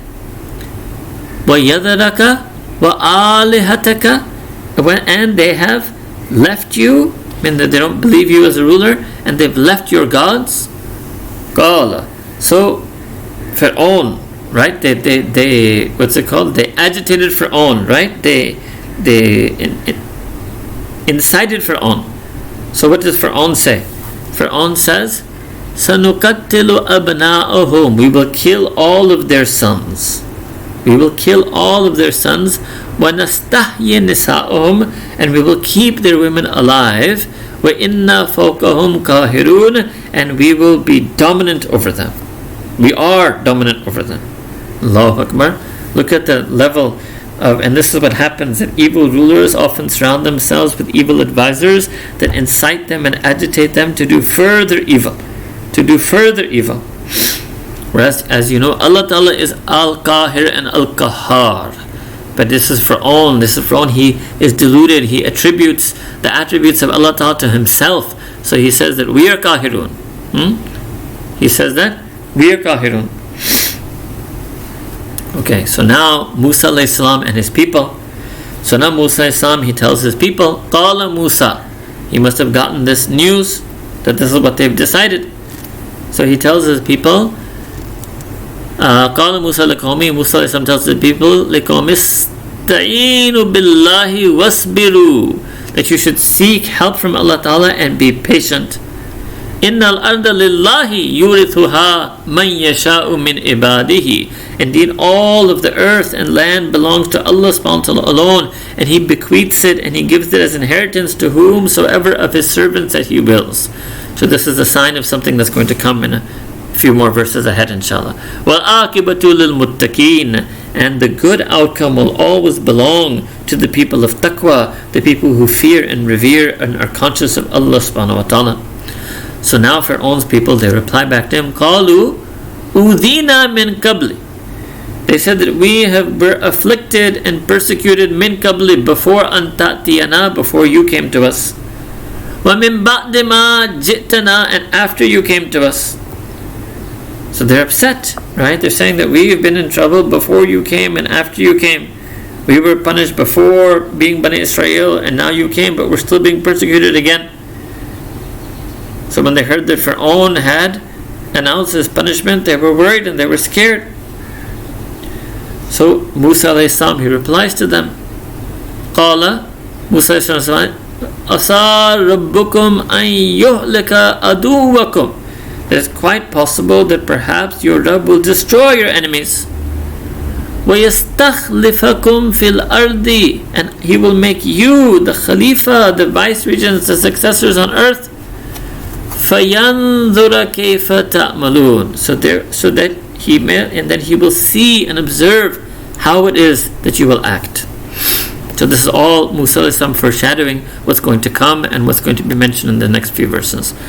Okay, so we just skip a little bit, and then what happens is Allah subhanahu wa ta'ala mentions that He punished the people of Fir'aun, right, with many barren years and shortage of crops, so they may get a lesson. And He sent destruction on them, locusts, lice, frogs, etc. But then on verses 134 to 135, we return back to the discussion between Musa alayhi salam and his people. وَلَمَّا وَقَعَ عَلَيْهِمُ الرِّجْزُ, and when the plague came upon them, you can say plague, you can say an abomination, the torment came on them. So then they turned to Musa alayhi salam and they said, قَالُوا يَا Musa, that they said, O Musa, Ya Musa ad'u lana rabbaka, O Musa alayhi salam, make dua for us to your Rabb. They didn't say to our Rabb. Bima ahida indaka, on the basis of the covenant that He has made with you, as opposed to realizing that they had made a covenant of iman with Allah subhanahu wa ta'ala. That what do they want them to make dua? La in kashafta anna ridza, that if you remove this plague from us, that if you remove this plague, pestilence from us, maybe pestilence is a more fancy, better word for this, right? If you remove this pestilence from us, then what? لَنُؤْمِنَنَّ لَكَ, then surely we will believe in you. So they're telling Musa alayhi salam to make dua to his Rabb, that if his Rabb removes the plague and pestilence from us, then لَنُؤْمِنَنَّ لَكَ, then surely we will believe in you. وَنُرْسِلَنَّ مَعَكَ Bani Israel, and we will surely send the Bani Israel in you. Okay, so now this is all the this is not Musa and his people. This is all the people of Fir'aun. This is all the people of Fir'aun. So 134 to 145, 134 to 135 is incorrectly mentioned. Is the Blessed Prophet Musa and the people of Fir'aun. So Fir'aun and his chieftains and his people, they tell Musa that you make dua to your Rabb, and that your Rabb should remove this plague and pestilence from us, and if he does, we will surely believe in him, and we will send with you the Bani Israel. We will free all the Bani Israel that we have enslaved, and we will send them, we will free them, and you and them are free to go wherever you want. فَلَمَّا كَشَفْنَا عَنْهُمُ الرِّجْزَ. So then Allah subhanahu wa ta'ala says that, but when we remove the plague and pestilence from them, إِلَىٰ أَجَلٍ, for a term, هُمْ بَالِغُوهُ إِذَا هُمْ يَنْكُثُونَ. So they broke their promise. For a term they were to fulfill, behold, they broke their promise. They reneged on the promise, means that they did not give Bani Israel to Musa alayhi salam. Okay, and then what happens is, so then Allah Ta'ala takes the vengeance on them, and as you know the rest of the story, that Musa alayhi salam leads the Bani Israel out, Fir'aun and his army follow, then Allah Ta'ala makes the sea drown upon them. So that's verse 136. Allah Ta'ala mentions this active drowning them in the sea. Now 137 is, from now onwards, the conversation between Musa alayhi salam and his people. They've crossed the sea, they're now on the other side. So Allah Ta'ala now explains now what happens is a new phase in the history of Bani Israel. What happened? وَأَوْرَثْنَا الْقَوْمَ الَّذِينَ كَانُوا يُسْتَضْعَفُونَ. So Allah says we bestowed inheritance. Remember I told you what Musa is saying is going to foreshadow what's going to happen. So Allah says we bequeathed to a people who كَانُوا يُسْتَضْعَفُونَ, that they were deemed to be weak. They were deemed to be slaves. They were enslaved by Fir'aun. They were oppressed. We bequeathed to them what? Masharik al-ardi wa magharibaha, the eastern parts of the land and the western parts of the land. Allati barakna fiha, that land that we have blessed. So yes, in the Quran Kareem also, Allah Ta'ala is in Quran Kareem fully acknowledging that the Bani Israel were chosen. They were inheritors of the land. They were the children of the land. They were the blessed children of the blessed land. And so the Prophet ﷺ never tried to change the true history of the Jews. He never tried to take away the blessed history from them. And Allah Ta'ala Quran Kareem is acknowledging all of that. وَتَمَّتْ كَلِمَةُ رَبِّكَ الْحُسْنَى عَلَى بَنِي إِسْرَائِيلَ بِمَا صَبَرُوا. And then even more what Allah says, and the kalimatu, the beautiful kalimatul husna of your Rabb, the beautiful kalima of your Rabb, the most beautiful word of your Rabb was fulfilled for the Bani Israel, which was this promise that they will be delivered, the promise of salvation, the promise of being the chosen ones, the promise of the blessed land. All of it, tammat, was absolutely completely fulfilled for them because of their sabr, because of all those years they endured under the tyranny of Fir'aun. وَدَمَّرْنَا مَا كَانَ يَصْنَعُ فِرْعَوْنُ وَقَوْمُهُ وَمَا كَانُوا يَعْرِشُونَ. And then Allah Ta'ala says, but damarna means Allah saying, and we destroyed and demolished all of that. All of Kana Yasno, all of that which Fir'aun and his people had committed, had wrought, had made, leveled. Their entire civilization was completely leveled. وَمَا كَانُوا يَعْرِشُونَ. Ya'rishun means what they used to build and construct. Allah Ta'ala leveled it all. Okay, now the Bani Israel, in verses, when I'm skipping 130 to 141, is the Bani Israel, they cross across the sea, and they meet a people who are idol worshippers, and they tell Musa Islam, we want to have idols like them. And Musa Islam says, what's the matter with you? You're ignorant people, and we saved you from Fir'aun's people, and who had tortured you and killed your sons while keeping your females alive, if you understand what that means. And that was a tremendous trial from your Rabb, and how can you ask this? Then Allah Ta'ala calls Musa alayhi salam to receive wahi, and he calls him for 30 nights and then adds 10 more. Okay, so during these 40 nights, Musa alayhi salam appoints his brother Harun as a deputy, who is also a Nabi, and he leaves his people. Alright, so this is now what happens, what's the conversation between Allah subhanahu wa ta'ala and Nabi Musa alayhi salam when he goes for those 40 nights.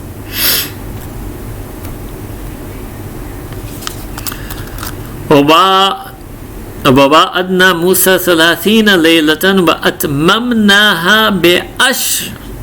And we appointed for Musa alayhi salam 30 nights, and we completed them with 10 more. فَتَمَّ مِيقَاتُ رَبِّهِ 40 لَيْلَةً. And thus did the appointed term of his meeting with his Rabb was completed for a number of 40 nights. وَقَالَ مُوسَى لِأَخِيهِ. Musa alayhi salam said to his brother Harun, Harun akhlufni fi qawmi. I'm leaving you behind as my Khalifa. I take my place amongst the people. وَأَصْلِحْ. And you should set matters aright. وَلَا تَتَّبِعْ سَبِيلَ الْمُفْسِدِينَ. And do not follow the path of those who seek corruption. وَلَمَّا جَاءَ مُوسَى لِمِيقَاتِنَا. And Allah Ta'ala says, when Musa came to our appointed meeting, وَكَلَّمَهُ رَبُّهُ. And his Rabb spoke to him. قَالَ Musa alayhi salam said, رَبِّ أَرِنِي أَنظُرْ إِلَيْكَ. That, O my Rabb, show me that I might look upon you. قال, Allah subhanahu wa ta'ala said, لَن تَرَانِي. You will never be able to look upon me. وَلَكِنْ انظُرْ إِلَى الْجَبَلِ. Why don't you cast your gaze over there on that mountain? فَإِنِ اسْتَقَرَّ مَكَانُهُ فَسَوْفَ تَرَانِي. Cast your gaze on the mountain, and if it remains in place, then you will see me. فَلَمَّا تَجَلَّى رَبُّهُ لِلْجَبَلِ. And when his Rabb turned his tajalli, so it means Allah subhanahu wa ta'ala manifested some of himself to that mountain. جَعَلَهُ دَكَّاءً وَخَرَّ مُوسَى. Dakka, it was rendered into dust, it crumbled into dust. So this is why Allah Ta'ala did not show himself to Musa alayhi salam, because Musa alayhi salam would not be able to handle that vision. And Allah Ta'ala told Musa alayhi salam, you look at the mountain and see, you will be able to see me if it can handle my vision. And when Allah Ta'ala revealed a glimmer, tajalla, a small glimmer of his might and power, ja'alahu dakka, the whole mountain crumbled into dust. And Musa alayhi salam, wa kharra Musa sa'ikan. Musa fell down thunderstruck. That literally means sa'ika, means thunderstruck, completely overwhelmed by awe. فَلَمَّا أَفَاقَ. And when Musa alayhi salam, then when he recovered, Qala, Musa alayhi salam said, Subhanaka tubtu ilayk. Subhanaka, glory be to you, Allah subhanahu wa ta'ala. Tubtu ilayk, I turn to you in tawbah, I repent for ever asking that question, that let me see, wa ana awwalul mu'mineen. And indeed I am the first of the believers. I am the first and foremost of the believers. Alright, so Musa alayhi salam went for 40 nights. This is Mount Sinai, right? And this is where Allah subhanahu wa ta'ala sent a lot of revelation and the commandments, and it's coming to Nabi Musa alayhi salam. Alright. Next, this passage continues. Qala ya Musa. Then Allah subhanahu wa ta'ala said to Musa alayhi salam. Okay, after Musa alayhi salam said, what? Subhanaka tubtu ilayka wa ana awwalul mu'mineen. Qala, Allah subhanahu wa ta'ala says, Ya Musa, inni istafaytuka ala nasi bi risalati. That indeed I have chosen you, selected you. I have chosen you and selected you over and above humanity, over and above the people, by means of my revealed messages, and wabikilami, and by means of my word and my speaking to you. فَخُذْ, so therefore take, مَا آتَيْتُكَ, that which I have given you, وَكُمْ مِنَ الشَّاكِرِينَ, and be amongst those who are grateful and thankful and appreciative of Allah Ta'ala. وَكَتَبْنَا لَهُ فِي الْأَلْوَاحِ مِنْ كُلِّ شَيْءٍ, and then Allah Ta'ala says that, and we wrote for him all things. We wrote for him all things upon the tablets, alwah.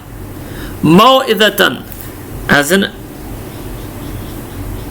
exhortation. Wa tafsilan, as an elaboration. Likulli shay'in, as an elaboration of everything. فَخُذْهَا, Allah Ta'ala again addresses them, so take hold of them بِقُوَّةٍ, with strength. وَأْمُرْ قَوْمَكَ, and go back and command your people يَأْخُذُوا بِأَحْسَنِهَا, that they should hold steadfast to the best of what is in these commandments. سَأُرِيكُمْ دَارَ الْفَاسِقِينَ, soon, however, I will show you the dar, the abode in the realm of the fasiqeen, of those who deviate. Alright. So what did Allah subhanahu wa ta'ala put on those tablets? So some say that Allah Ta'ala did kalam, He did speak to Musa alayhi salam bi kalami, but He also katabna, He also wrote down the entire Torah on those tablets. So this is like a written revelation. Whereas Quran Kareem is tilawa, it's a recited revelation. Second, when Allah Ta'ala is saying that He's put in there min kulli shay'in, that He's put in there from everything, so an elaboration of all things, tafsilan li kulli shay, an elaboration of all things. So obviously it doesn't mean every single thing in the universe, it means all the things that a person needs for their deen, just like Quran Kareem has been referred to as tibyan li kulli shay, as a tibyan or clarification of all things. And Musa alayhi salam is told to hold them with strength, meaning to hold to them steadfast and believe and follow all of them, and so were the Bani Israel. Now he goes back to his people, right? He goes back to his people. Two more verses of Allah subhanahu wa ta'ala's conversation with Musa alayhi salam, 146 to 147. سأصرف عن آياتي الذين يتكبرون في الأرض بغير الحق. Allah says, I will turn away from the verses of my revelation and signs all those people who adopted the path of arrogance and view themselves to be high and mighty on earth بغير الحق, without any warrant, without justifiably being so arrogant, without any right whatsoever. وَإِن يَرَوْا كُلَّ آيَةٍ لَا يُؤْمِنُوا بِهَا, and even if they were to see every single sign of Allah Ta'ala's, or perceive every single verse of Revelation, still they would not believe in them. لَا يُؤْمِنُونَ بِهَا, they would still not believe in them.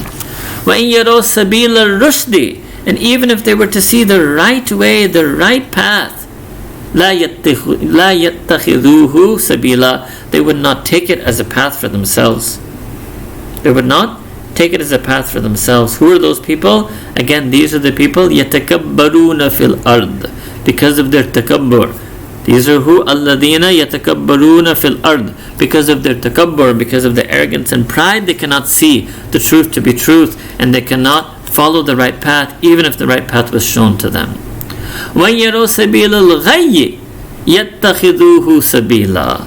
However, if they were to see the way of ghayy, of error, then they would surely take to it, and they would take that as their way.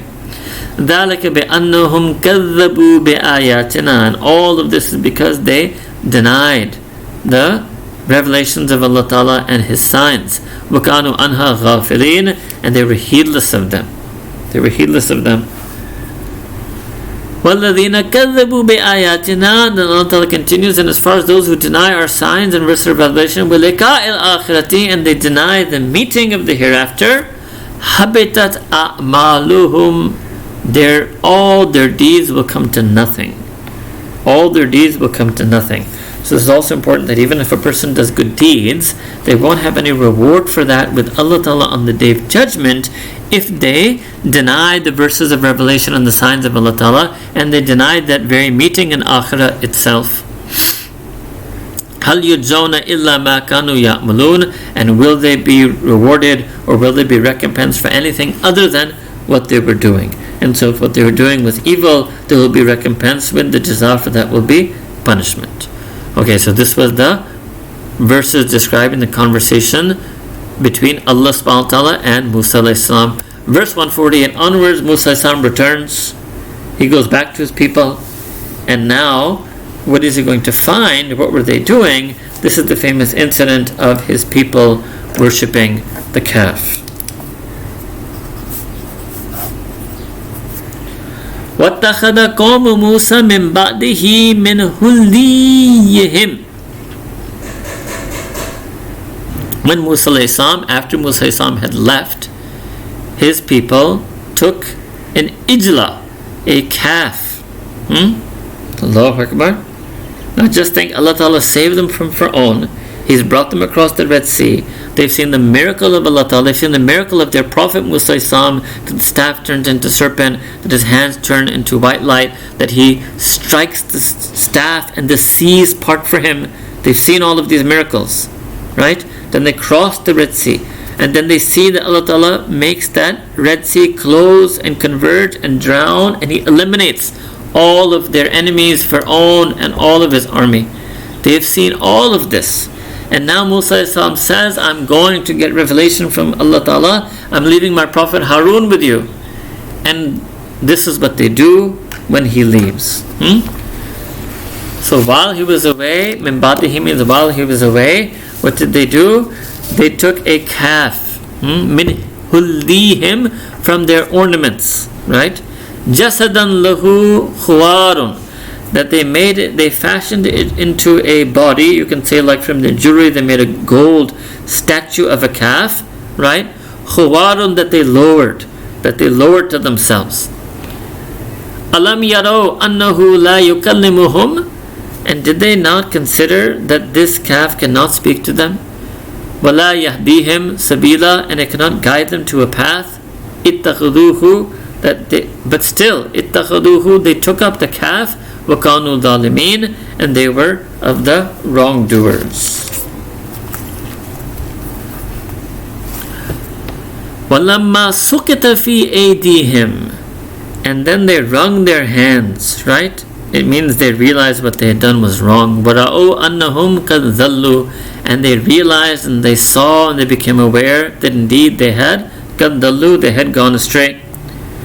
So then they said, قالوا لئن لم يرحمنا ربنا ويغفر لنا لنكونن من الخاسرين, that if our Rabb does not send His mercy on us, and if He does not forgive us, truly we will be amongst those who are the losers. Now remember the dua of Nabi Adam alayhi salam? ربنا ظلمنا أنفسنا وإن لم تغفر لنا وترحمنا لنكونن من الخاسرين. So what's missing here? Over there, Nabi Adam alayhi salam, he said, "Zalamna anfusana." He did ikrar, itiraf. Here they don't say that. They just said, "La'in lam yarhamna rabbuna," that if our Rabb does not send mercy on us, wa yaghfir lana, and if He doesn't forgive us, lanakunanna min al-khasirin. This was their mistake, that they didn't accept and acknowledge their sin. Okay, walamma raja Musa ila qawmihi, when Musa alayhi salam came back to his people, Ghadbana, he came back and then he was angered in a rage. Asifan, and he was aggrieved. Then what did they do? Qala bi'sa ma khalaqtumuni, that he said to them, then how evil is the course that you have followed. Min ba'di, after I left, while I've been away.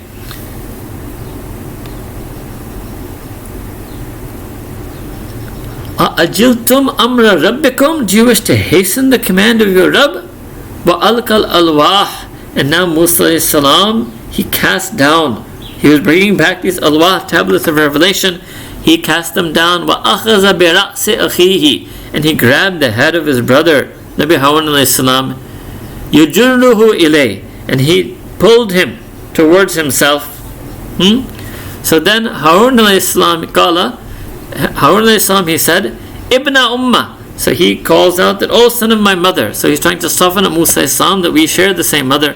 Ibna Ummah, innal qawma stad'afuni, that no, this community, they deemed me weak and they slighted me and they oppressed me. وَقَادُوا يَقْتُلُونَنِي, and they were almost on the verge of killing me. فَلَا تُشْمِتْ بِي فَلَا تُشْمِتْ بِي الْأَعْدَاءَ. So don't let these a'da, these enemies, so Harun is calling them enemies now, that don't let these enemies rejoice. In what? In my misfortune, that they're saying that you are going to punish me. وَلَا تَجْعَلْنِي مَعَ الْقَوْمِ الظَّالِمِينَ, and do not place me, do not deem me, do not render me that I am amongst the people of wrongdoing. قَالَ. So then now, Musa alayhi salam, he turns to Allah Ta'ala and he made dua, Rabbi gfirli wa li akhi, Allah Ta'ala forgive me and my brother, wa adkhilna fi rahmatik, and Ya Allah enter the two of us into your mercy, wa anta arhamur rahimin, indeed you are the one who is the most merciful of the merciful ones. So what you see here is that Nabi Musa did not make dua maghfirah for his qawm. He just said Rabbi gfirli wa li akhi, because he knew that they've committed shirk and Allah Ta'ala does not forgive shirk.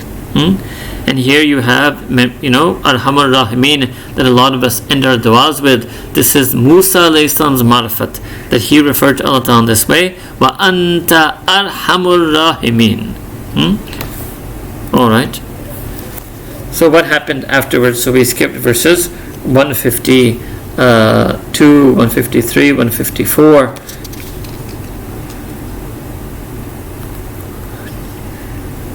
In that, Allah subhanahu wa ta'ala says that as far as those who were worshipping the calf, Allah Ta'ala's wrath will come upon them in this world.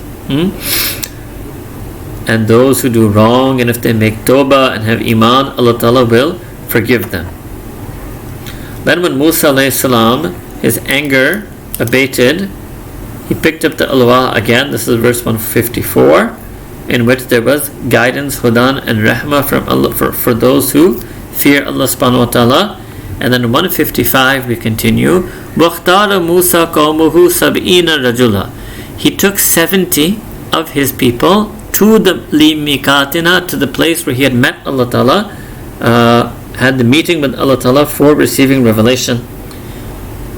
But Allah ta'ala had an earthquake come and killed those 70. فَلَمَّا أَخَذَتْهُمُ الرَّجْفَةُ.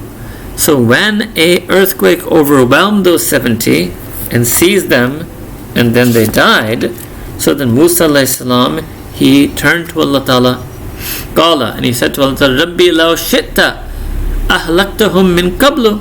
Ya Allah Ta'ala, if you had wanted, you could have destroyed them over there. In other words, Allah Ta'ala destroyed the people who were worshipping the calf. These 70 are the ones who were not worshipping the calf.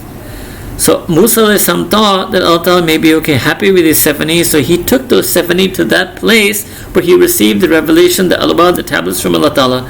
When he brought those 70 there, Allah Ta'ala destroyed them also with an earthquake. So Musa alayhi got confused and he asked Allah Ta'ala, Rabbi law shitta ahlaktahum min qabl. Allah Ta'ala, if you wanted to, you could have destroyed them earlier. Wa iyaya, and you could have destroyed me for that matter as well. أَتُهْلِكُنَا بِمَا فَعَلَ السُّفَهَاءُ. Ya Allah, will you destroy us due to what the sufaha minna, the fools amongst us did? In hiya illa fitnatukak. And Allah Ta'ala is nothing but a trial from you. It is your trial that you are testing us with.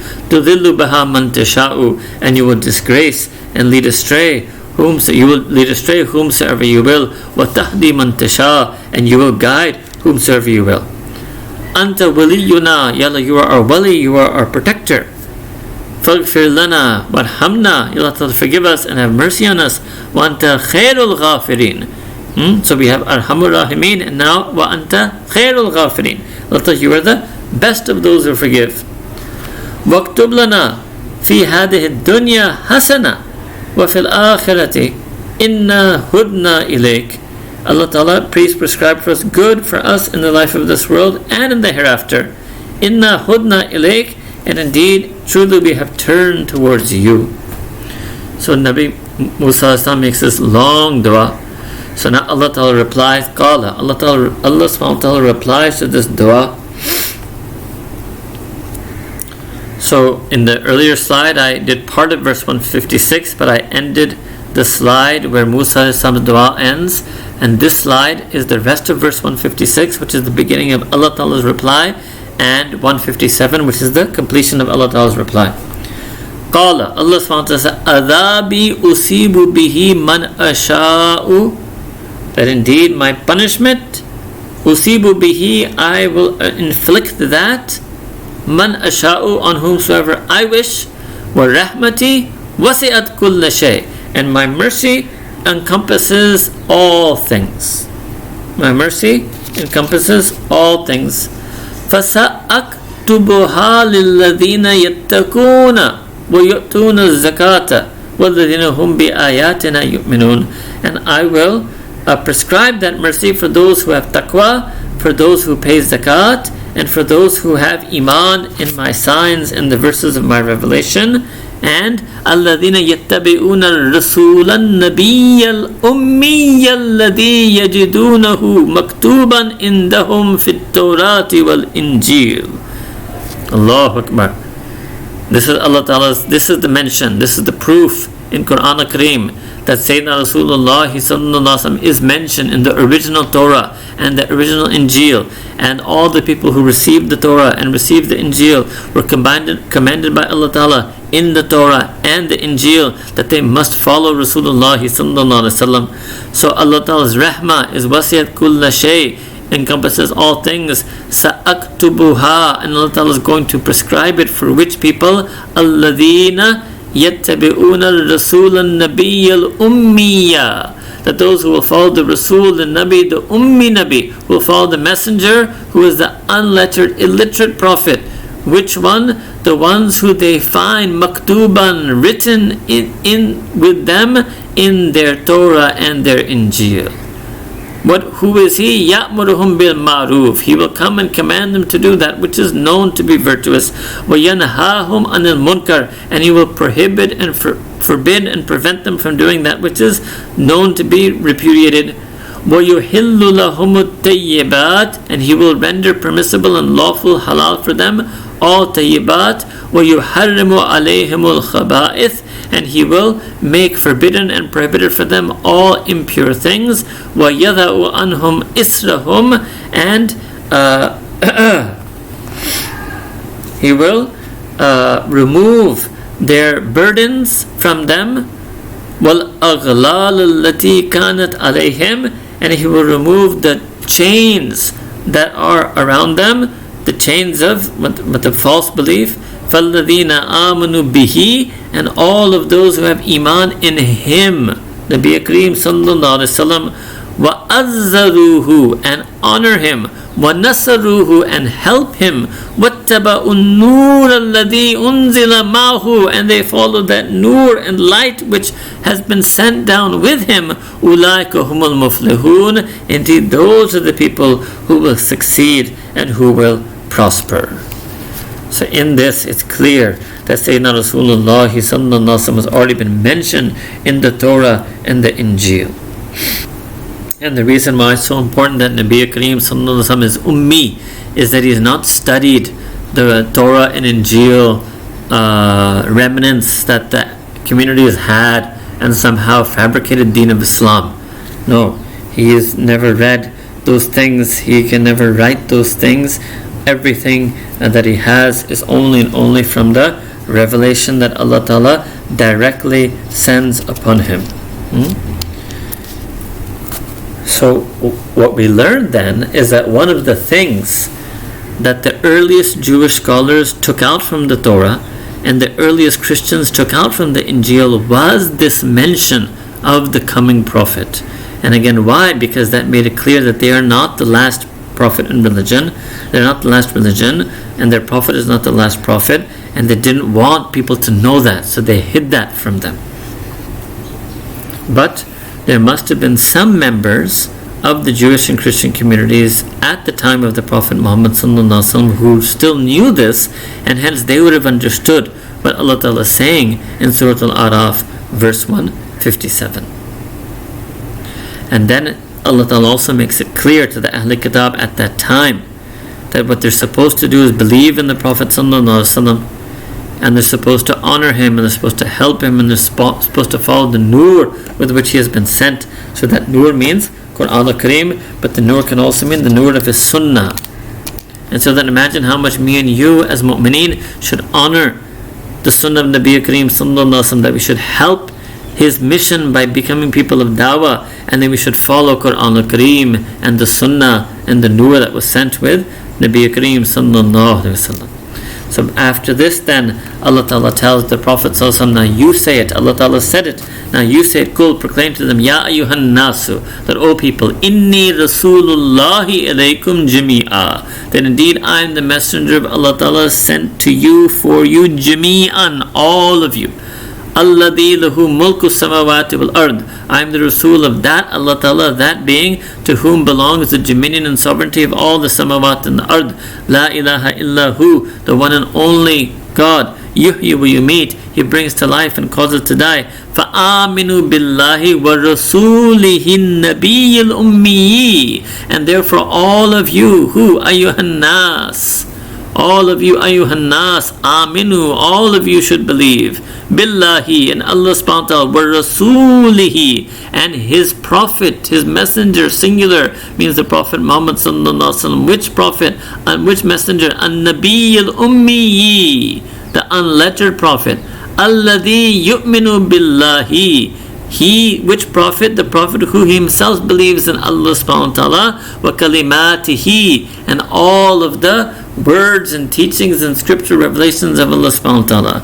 Wattabi'uhu, so all of you should have iman in Allah ta'ala and the Prophet sallallahu alaihi wasallam, and do ittiba of who?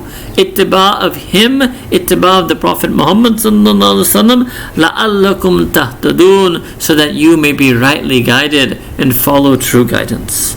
So for all people is iman in Allah ta'ala, for all people is iman in Rasulullah sallallahu alaihi wasallam, and for all people is ittiba sunnah of Nabi Kareem sallallahu alaihi wasallam.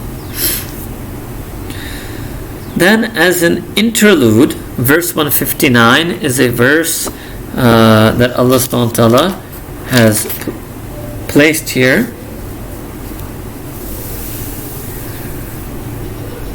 And that is, وَمِنْ قَوْمِ مُوسَى أُمَّةٌ, and from the people of Musa there's an ummah, يَهْدُونَ بِالْحَقِّ وَبِهِ يَعْدِلُونَ, that they guide by truth, and they are وَبِهِ يَعْدِلُونَ, and they do justice by means of that truth.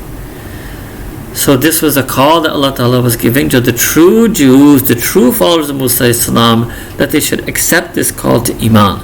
Why? Because throughout there have been those members, that community from the people of Musa Islam, who used to guide on the basis of haqq and were always doing justice.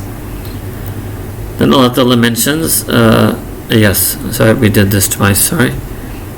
Some of the people of Blessed Prophet Musa Islam are on truth. 165 to 166. So this is the answer to the question that why did Allah Ta'ala put an earthquake on those 70 elders from the community of Musa Islam, who Allah Ta'ala did not punish when He punished with an earthquake or the earth swallowing up all of those who worshipped the calf, and He didn't punish them because they did not worship the calf themselves. So the question is, why is they punished? The answer is mentioned here in verses 164 to 166, and that is that those who forbid evil, those will be the ones who are saved. And so the problem with those 70 was not that they worshipped the calf, but the problem with those 70 is that they did not forbid the people from worshipping. So actually I want to do 165 to 166. 164 is there, but we're doing 165 to 166. فَلَمَّا نَسُوا مَا ذُكِّرُوا بِهِ, and when they forgot what they had been admonished by, أَنْجَيْنَا الَّذِينَ يَنْهَوْنَ عَنِ السُّوءِ, Allah says that we saved, we gave salvation, we rescued those who prevented the evil, who commanded against the evil, who prohibited the evil. فَلَمَّا نَسُوا مَا ذُكِّرُوا بِهِ, when they, the Qawm of Musa, forgot what they had been trained in, They forgot the message of Tawheed and they took the calf as an object of worship. Anjayna, Allah Ta'ala says, we rescued and saved alladina, those who yanhawna an su'i, who were forbidding them from doing so. وَأَخَذْنَا الَّذِينَ ظَلَمُوا but we seized those who did wrongdoing bi'adhabin, with a punishment.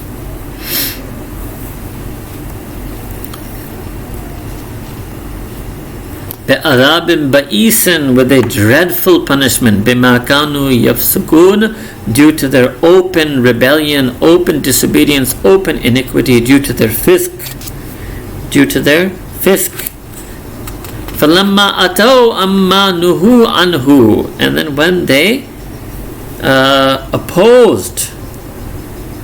when they were opposing, insolent, rebellious concerning that which had been forbidden, قُلْنَا, then Allah says, we said to them, قُلْنَا لَهُمْ, we said to them, كُونُوا كِرَدَةً خَاسِئِينَ, that let you become apes, outcast.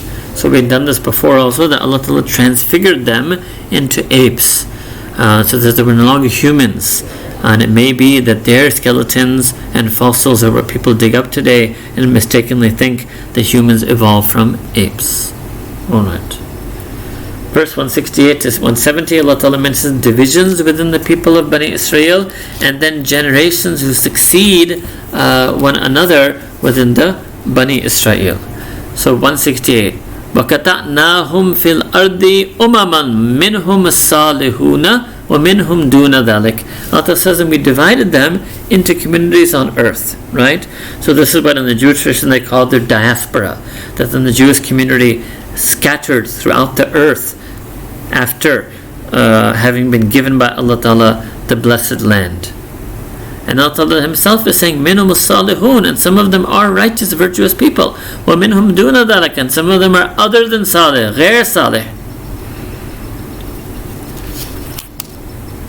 وَبَلَوْنَهُمْ, and we tested them bil hasanat, with good things. We gave them abundance and wealth to test whether they become arrogant and greedy. وَالسَّيِّئَاتِ, and we tested them with evil things, with hunger, with misfortune, with difficulty.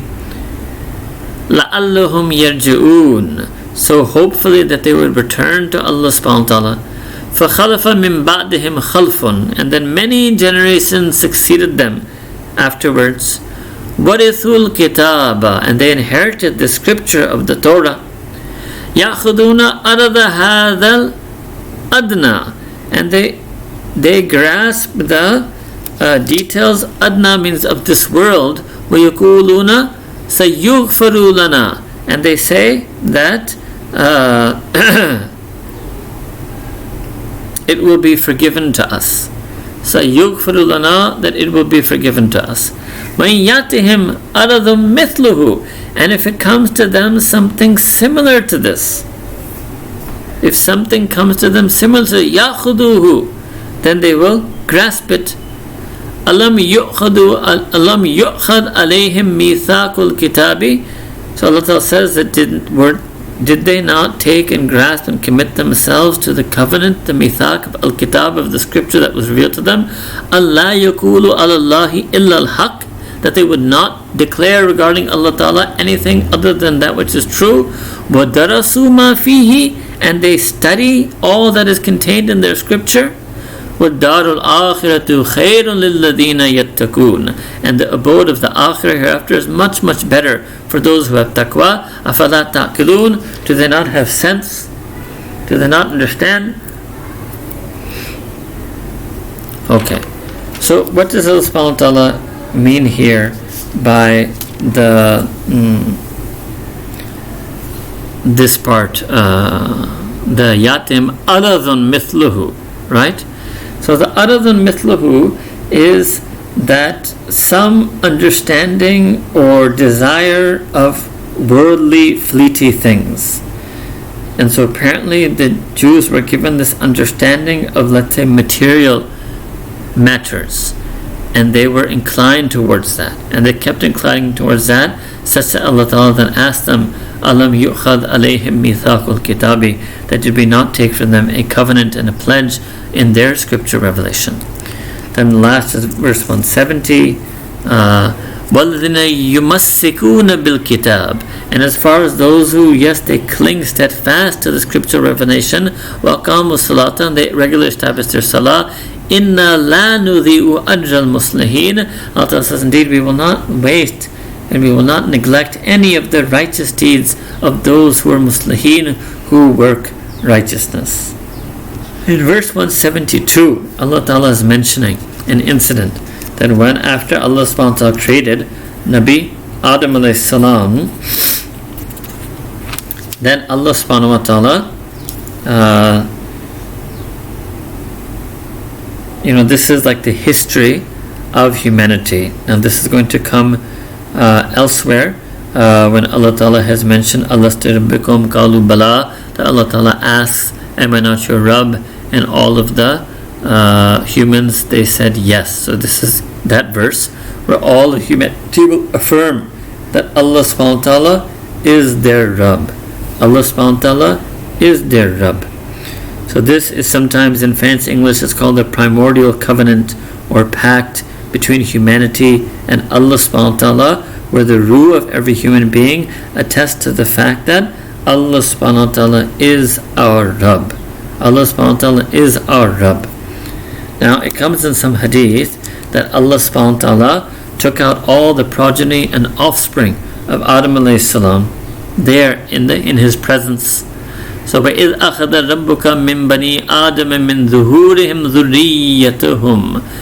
And when your Rabb took from Bani Adam, literally from their backs, all of their progeny, وَأَشْهَدَهُمْ عَلَى أَنفُسِهِمْ, and he made each and every one of them bear witness concerning themselves.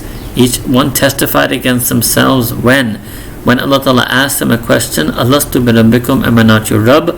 Qalu bala, all of them said bala. Shahidna, when all of them said yes, we bear witness and testify that you are our Rabb, then all of humanity was a witness over all of the rest of humanity.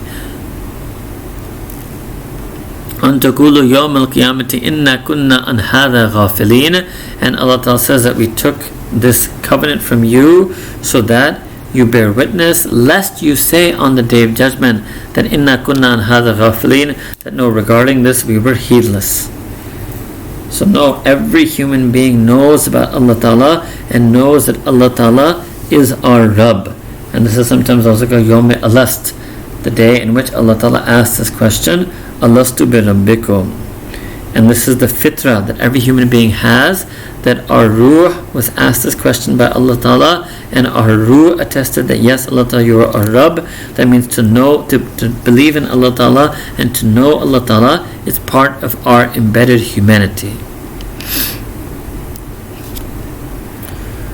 Okay, now verse 178, Allah Ta'ala simply mentions the teaching, مَنْ يَهْدِ اللَّهُ فَهُوَ الْمُهْتَدِي, that whomsoever Allah Ta'ala guides, will be rightly guided. وَمَنْ يُضْلِلْ فَأُولَٰئِكَ هُمُ الْخَاسِرُونَ, and whomsoever Allah Ta'ala leads astray, there will be an absolute utter loss. In verse 179, Allah Ta'ala mentions the attributes of the people of Jahannam. وَلَقَدْ ذَرَأْنَا لِجَهَنَّمَ كَثِيرًا مِنَ الْجِنِّ وَالْإِنسِ. Allah Ta'ala said, indeed we have Dharatna, you can say we have created for Jahannam. We have created for Jahannam. You can say we have ordained for Jahannam many kathira min al jinni wal ins, many inhabitants from the jinn and from the humans. Lahum qulubun, they do have hearts, but la yafqahuna biha, they're unable to understand by means of their hearts. So this is also a notion of fiqhul qulub, that there's also an understanding of the spiritual hearts. وَلَهُمْ أَعْيُنٌ لَا يُبْصِرُونَ بِهَا, they have eyes, but they're not able to perceive realities by means of them. وَلَهُمْ أَذَانٌ, yes, they have ears, لَا يَسْمَعُونَ بِهَا, they're not able to comprehend by means of their hearing. أُولَٰئِكَ كَالْأَنْعَامِ, they're actually like animals, like cattle, like beasts. بَلْهُمْ أَضَلَّ, no, rather they're even lower and more abased than beasts. أُولَٰئِكَ هُمُ الْغَافِلُونَ, who are such people? They are the ones who are heedless. They do not heed the teaching of Tawheed, they do not heed the existence of Allah Ta'ala, they do not heed Sayyidina Rasulullah Sallallahu Alaihi Wasallam. They are absolutely heedless. And then in 180, Allah subhanahu wa ta'ala mentions His beautiful names. وَلِلَّهِ الْأَسْمَاءُ الْحُسْنَى فَادْعُوهُ بِهَا. That to Allah ta'ala belong the infinitely beautiful names. Therefore make dua to Him using those names. وَذَرُوا الَّذِينَ يُلْحِدُونَ فِي أَسْمَائِهِ. And leave all those people, reject those people, disavow all those people who abuse Allah subhanahu wa ta'ala's names. سَيُجْزَوْنَ مَا كَانُوا يَعْمَلُونَ. Surely they will have to pay for, they will be recompensed for what they do. They will be recompensed for what they do. Allah subhanahu wa ta'ala has revealed in one hadith narrated by Imam At-Tirmidhi that there are 99 names that Sayyidina Rasulullah sallallahu alayhi wa alihi wasallam mentioned that hadith. And there are a few other names mentioned in different hadith. And the reality is that Allah Ta'ala has infinite names because He's infinitely beautiful and He's possessed of infinite attributes. But here we're taught to make dua. So not dhikr, we're taught to make dua. We're taught to call upon Allah Ta'ala using these names. So even those people who used to make dhikr of these names were actually making dua out loud, calling upon Allah Ta'ala, but sometimes repetitively with these names, and people mistook that for some type of repetitive dhikr. So dhikr is made of ismi zat, ismi jalala Allah, and dua is made using the asma'ul husna. Verse 181, Allah Ta'ala mentions this ummah, وَمِمَّنْ خَلَقْنَا. And from among those things that we, Allah Ta'ala, have created, Allah Ta'ala says in Quran, is ummatun. The ummah is from amongst those things that Allah Ta'ala has created. يَهْدُونَ بِالْحَقِّ. And they guide by means of truth. وَبِهِ يَعْدِلُونَ. And by means of truth they are able to do justice. So the two most important attributes of the ummah that Allah Ta'ala is mentioning here is haqq and adl, truth and justice. And how far has our ummah fallen from this? Only Allah Ta'ala knows best. 183 to 185, Allah subhanahu wa ta'ala mentions those who deny the signs of Allah Ta'ala. Those who deny the signs, and what are those signs that they are denying? وَأُمْلِي لَهُمْ إِنَّ Kaidi Mateen.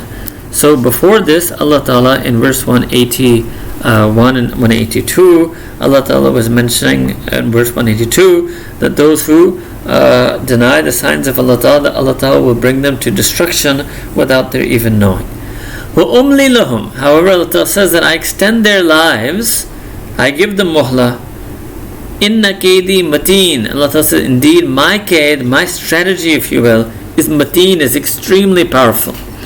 So what is Allah's strategy? That by extending their lives they disobey more, and they testify only further to their disbelief, and they make their case even harder against them, and they then therefore will be punished even more.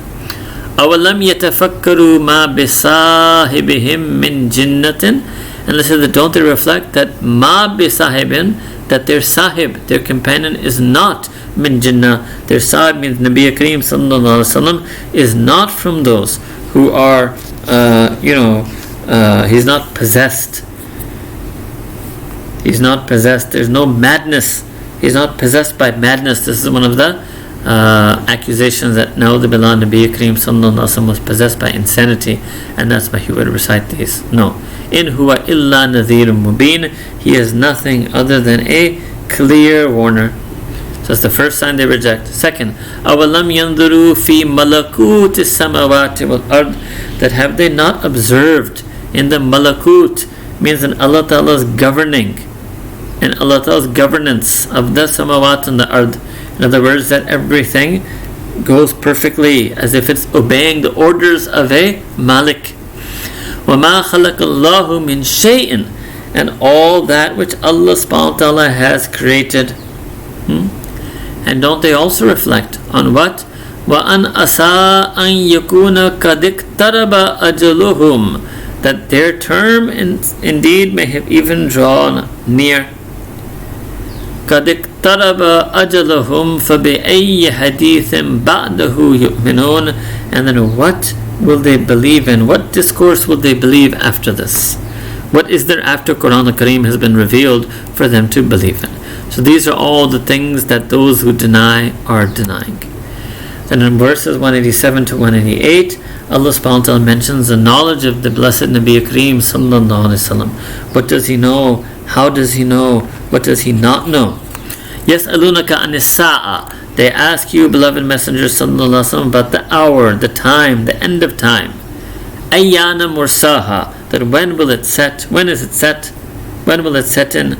Qul, proclaim to them, إِنَّمَا إِلْمُهَا عِنْدَ رَبِّي. That tell them that indeed the knowledge of that is only with my Rabb. It's only with my Rabb. لا يجليها لوقتها إلا هو ثقلت في السماوات والأرض. That he shall manifest it and he should reveal it.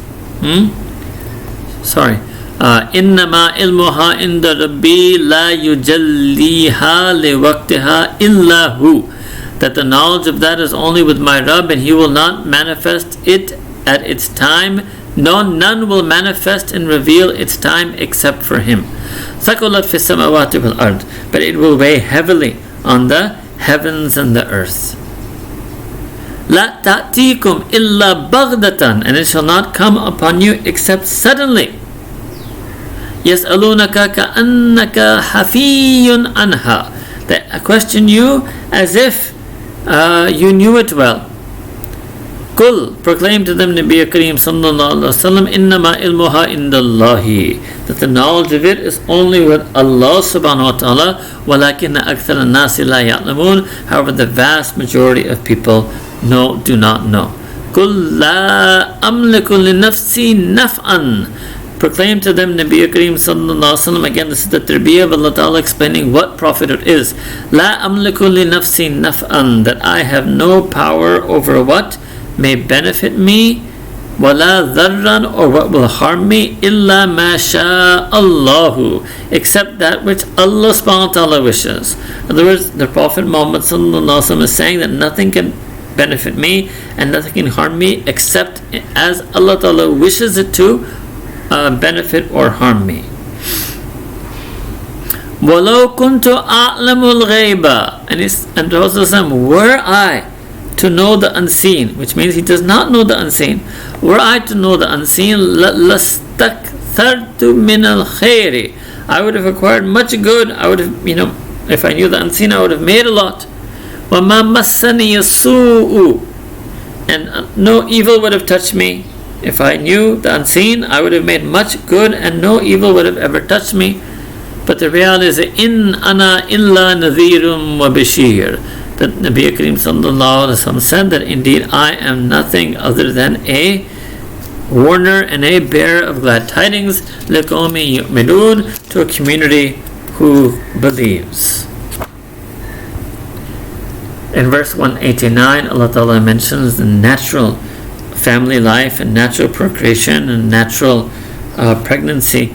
هُوَ الَّذِي خَلَقَكُم مِّن نَفْسٍ وَاحِدَةٍ. Allah Ta'ala is that being who created you from one soul, from one self, Nabi Adam alayhi salam. وَجَعَلَ مِنْهَا زَوْجَهَا. And he made from him, Adam alayhi salam, his spouse Hawa bidatanha, لِيَسْكُنَ إِلَيْهَا. So that he may get sukoon from her. He may get sukoon from her. فَلَمَّا تَغَشَّاهَا حَمَلَتْ. And when they literally it means, remember, it's غشاوة. فَلَمَّا تَغَشَّاهَا, literally it means that when he covered her, حَمَلَتْ حَمْلًا خَفِيفًا, that she bore a light burden. فَمَرَّتْ بِهِ, and she walked around carrying it.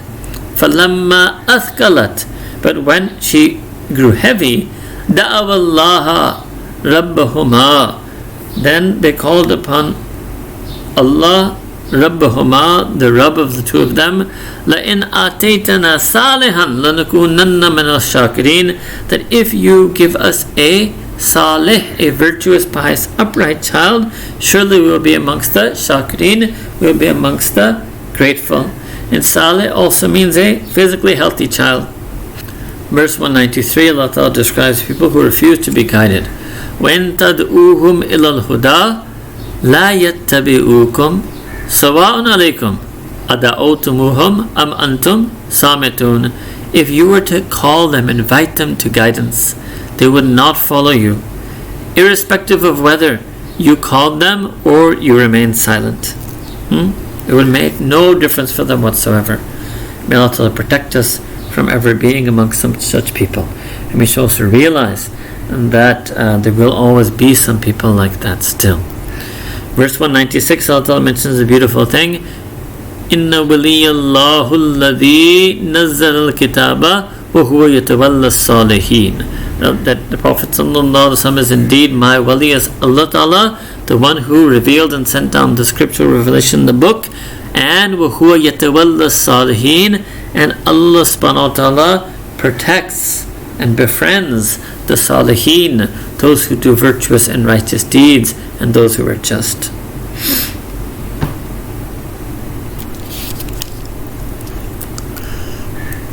Verse 199 to 202.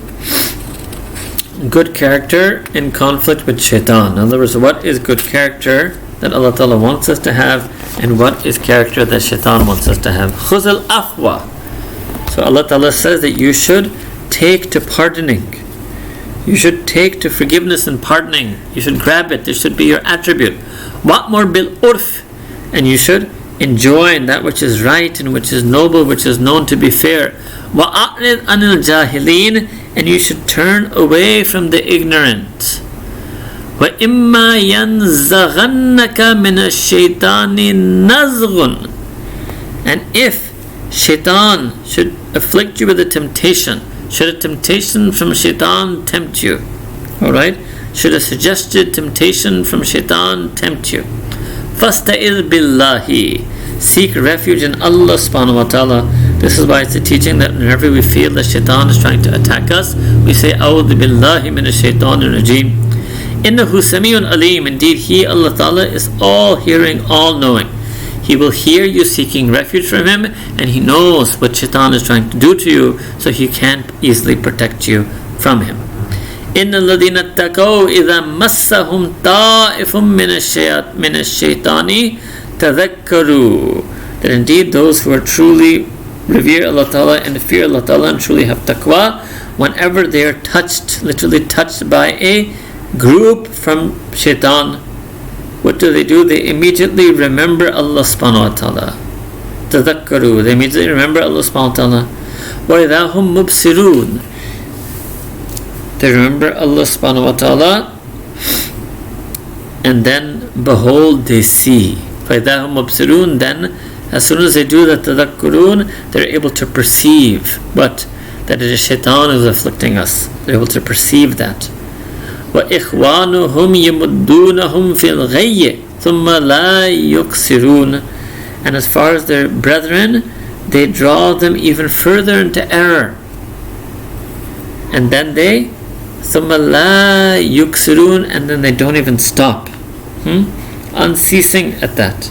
Incessantly. And finally, verses 203 to 206, which is the end of Surah Al-A'raf, and will be the end of what we do today, inshallah. And we will do all of Surah Al-Anfāl. The first few verses we select will be from this juz 9, and the rest will be from juz 10 tomorrow, inshallah. So verses 203 to 206, Allah Ta'ala closes out this whole Surah Al-A'raf by mentioning recitation of Quran and mentioning the signs of Allah Ta'ala, recitation of Quran and remembrance of Allah Ta'ala. وَإِذَا لَمْ تَأْتِهِمْ بِآيَةٍ. And if you do not bring them a sign, قَالُوا. So they say in protest, لَوْ لَجْتَبَيْتَهَا. But why haven't you made or chosen a sign? قُل. Proclaim to them, Nabi Kareem sallallahu alayhi wa sallam, إِنَّمَا أَتَّبِعُ مَا يُوحَى إِلَيَّ. I only follow that which has been revealed to me, min Rabbi, from my Rabb. هَذَا بَصَائِرُ مِن رَبِّكُمْ. And these are insights from your Rabb. These are insights from your Rabb. وَهُدًى وَرَحْمَةً. And they are hidayah from your Rabb and a mercy from your Rabb. لِقَوْمٍ يُؤْمِنُونَ. For a community that believes. وَإِذَا قُرِئَ الْقُرْآنُ. And whenever Quran al-Kareem is recited, فَاسْتَمِعُوا لَهُ. That you should listen to it intently. وَأَنْصِتُوا. And you should be absolutely silent. لَعَلَّكُمْ تُرْحَمُونَ. So that the mercy of Allah Ta'ala may overwhelm you. So that you may experience the mercy of Allah Ta'ala. So that you may receive the mercy of Allah Ta'ala. So this is the tilawah. Next is dhikr. وَاذْكُرْ رَبَّكَ فِي نَفْسِكَ تَضَرُّعًا وَخِيفَةً وَدُونَ الْجَهْرِ مِنَ الْقَوْلِ. That you should make dhikr of your Rabb inside yourself. So remember Allah Ta'ala within your heart, within yourself. تَضَرُّعًا, with humility. خِيفَةً, without secretly. وَدُونَ الْجَهْرِ مِنَ الْقَوْلِ, and without voice, without being loud of voice. بِالْغُدُوِّ وَالْآصَالِ, and do the zikr in the mornings and the evenings. وَلَا تَكُمْ مِنَ الْغَافِلِينَ, and don't let yourself be amongst those who are heedless of dhikr, heedless of tilawah. If you look at the immediate preceding verses. إِنَّ الَّذِينَ عِنْدَ رَبِّكَ لَا يَسْتَكْبِرُونَ عَنْ عِبَادَتِهِ. Indeed, those who with their Rabb do not deem themselves to be too arrogant to worship. وَيُسَبِّحُونَهُ, and they glorify Him. وَلَهُ, and they to Him they make sajda. Alright, so this is the end of Surah Al-Araf, and this is the end of this juz. Here there's one mention of dhikr of Allah subhanahu wa ta'ala, that we should do it tadarru'an wa khifa, that we should remember Allah ta'ala, وَاذْكُرْ رَبَّكَ, we should remember our Rabb fi nafsik, that we should remember Allah Ta'ala inside ourselves. This is a general command. It's not related, and it's not exclusively related to any particular form of zikr, but it means to remember Allah Ta'ala within ourselves, within our hearts, within our breasts. It can, yes, there's also a hadith Qudsi that the Prophet ﷺ said, the famous hadith Qudsi narrated by Imam Bukhari and Imam Muslim, that the Prophet Muhammad ﷺ said that Allah SWT said that when my abd, my slave, remembers me in his nafs, in himself, I remember him in myself. And when he remembers me in solitude, I remember him in solitude. And if he remembers me in a gathering, I remember in a gathering that is nobler. So if a person does dhikr of Allah Ta'ala in a gathering, Allah Ta'ala does dhikr of him in the gathering of the angels. But if a person does dhikr of Allah Ta'ala in their nafs, as is mentioned here in Quran al-Karim, fi nafsik, then Allah Ta'ala said in the hadith Qudsi that He will remember that slave in his nafs, fi nafsi, and his nafs is that latif, subtle, sublime, essential nature and being of Allah subhanahu wa ta'ala, beyond any of our fathoming and beyond our comprehension. So then we should also be making zikr of Allah Ta'ala inside ourselves, inside our breast, inside our heart. Yes, one way to make the zikr is to make niyyah that my heart is making zikr, my spiritual heart, the heart of my body is making dhikr of Allah Ta'ala's name, as if my qalb is calling Allah, Allah, Allah. Then tadarru'an wa khifa, tadarru'an means with all humility, to remember Allah Ta'ala while aware of His azma and His might and His majesty and His magnificence, and to humble oneself before Allah subhanahu wa ta'ala. Khifatan wa dun al-jahri min al-qawl means that we should do so secretly, silently, without a loud voice. At most we can whisper it in a voice that can be heard only by ourselves but not by others. And this is what many of the righteous ulama preferred when it comes to the adab of zikr. We make dua that Allah Ta'ala accept the recitation and the translation of Quran al-Kareem. May Allah Ta'ala grant us the nur and hidayah and rahmah of all the verses that we were able to do and all the verses that we were unable to do.